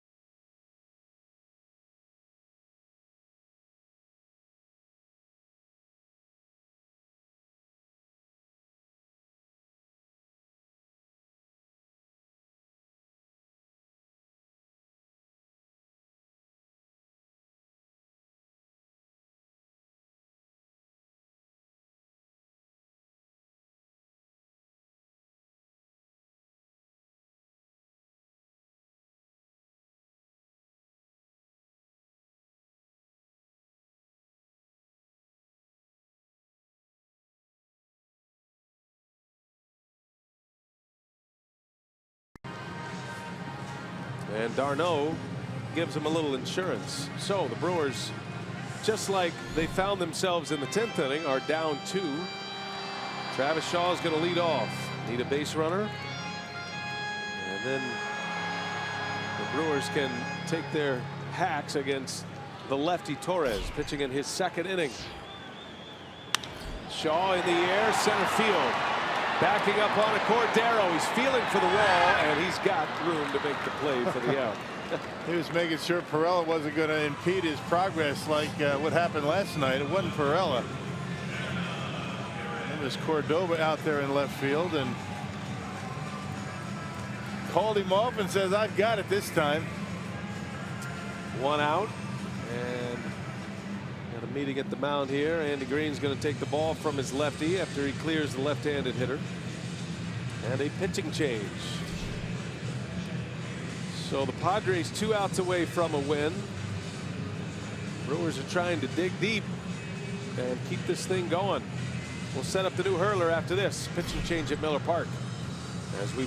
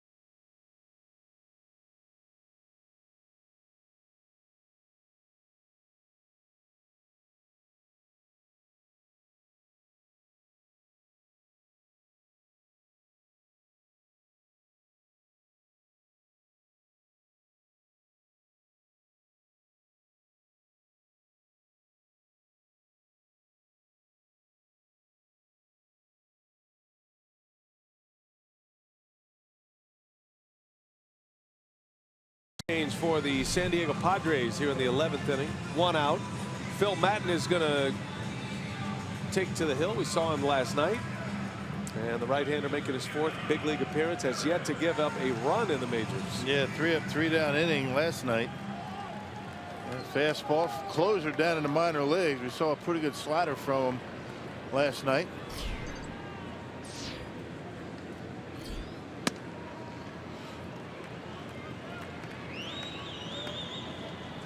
Perez with a single in the 4th inning. He is 1 for 4. Brewers desperate to get a man on. They're down 2 now after 2 homers by the Padres in the top of the 11th. 15 home runs in the 2 games of this series at this point.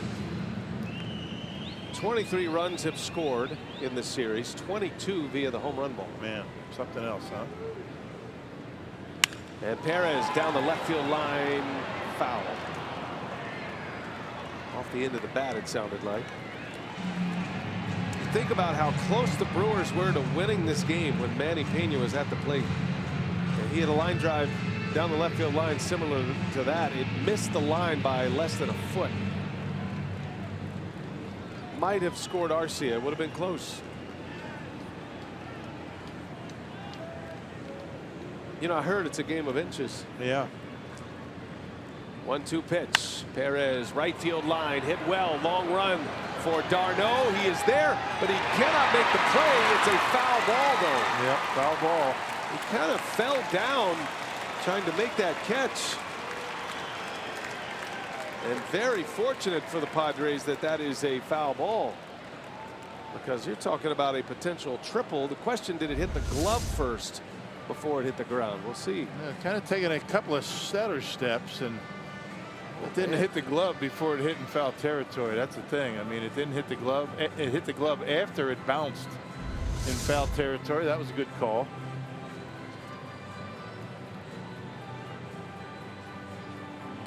Want to look at it? Wow. Might as well. Huh. Hadn't had a challenge yet today. So they will challenge. Craig Counsell wants to take a look.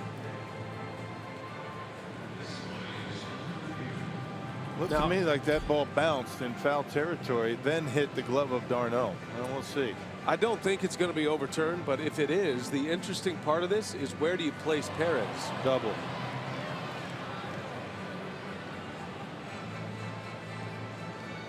Crew chief is over there. Paul Emmel with the calling umpire, Quinn Wolcott. Where did the ball land? Let's see. Does it hit the glove? It does not. It's in foul ground. That's the best look we can come up with. Don't have that down the line angle, and it doesn't look like there's enough definitive. Yeah, the stutter steps by d'Arnaud cost him the out. I'm not sure why he did that. Maybe he was looking at that wall and made sure that he was going to be able to slow down before he got there.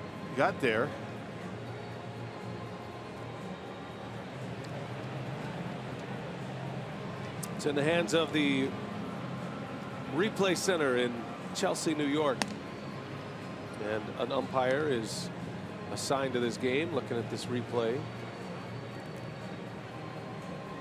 I think Craig Counsell saying, why not just take a shot at it. Man, 11th inning, still has his challenge. You can't, take it with you tomorrow.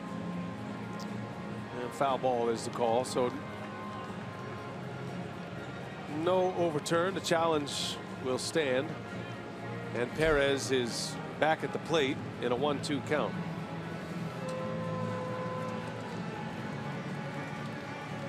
Maton was the closer in AAA. He is looking for his first major league save.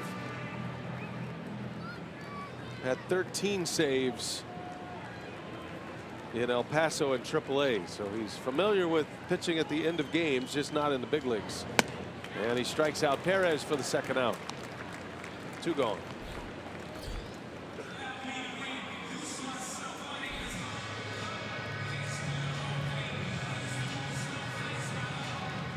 Lewis Brinson will pinch hit. the last hope for the Brewers to try to stay alive in this one. Guess who's coming up, by the way? Yeah, If Brinson can reach. Yeah, get him on. See what happens. That'd be a pretty good home run bat to get to the plate. He tied the game with a 2-run homer last inning. And the Brinson family agonizing through another at bat. Brinson had his first major league triple last night.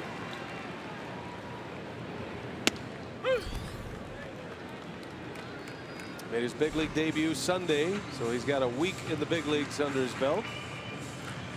Brewers' #1 prospect. No balls and a strike. 1-1. Fastball, mid-90s, big sweeping slider. It's his mother Susie, his uncle to the right.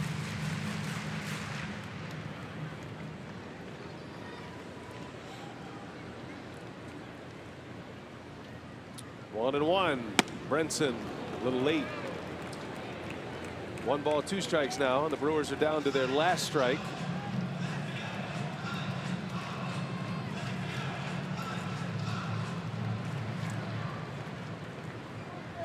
Don't forget Brewers Live coming up as soon as we're done here. Craig and Davey. Post-game concert here at Miller Park. And that's it. A strikeout to end it. The Brewers won last night in extra innings. They drop one today in extra innings, and the home run ball has been the story. 15 of them for both teams in the first 2 games, and now we're set up for the finale of this series tomorrow. Jimmy Nelson on the mound for the Brewers in a day game here at Miller Park, the rubber game with the Padres. Time for Brewers Live. Craig Kashawn standing by after the Padres defeat the Brewers 7-5. Take it away, Craig. Okay, BA, thanks very much.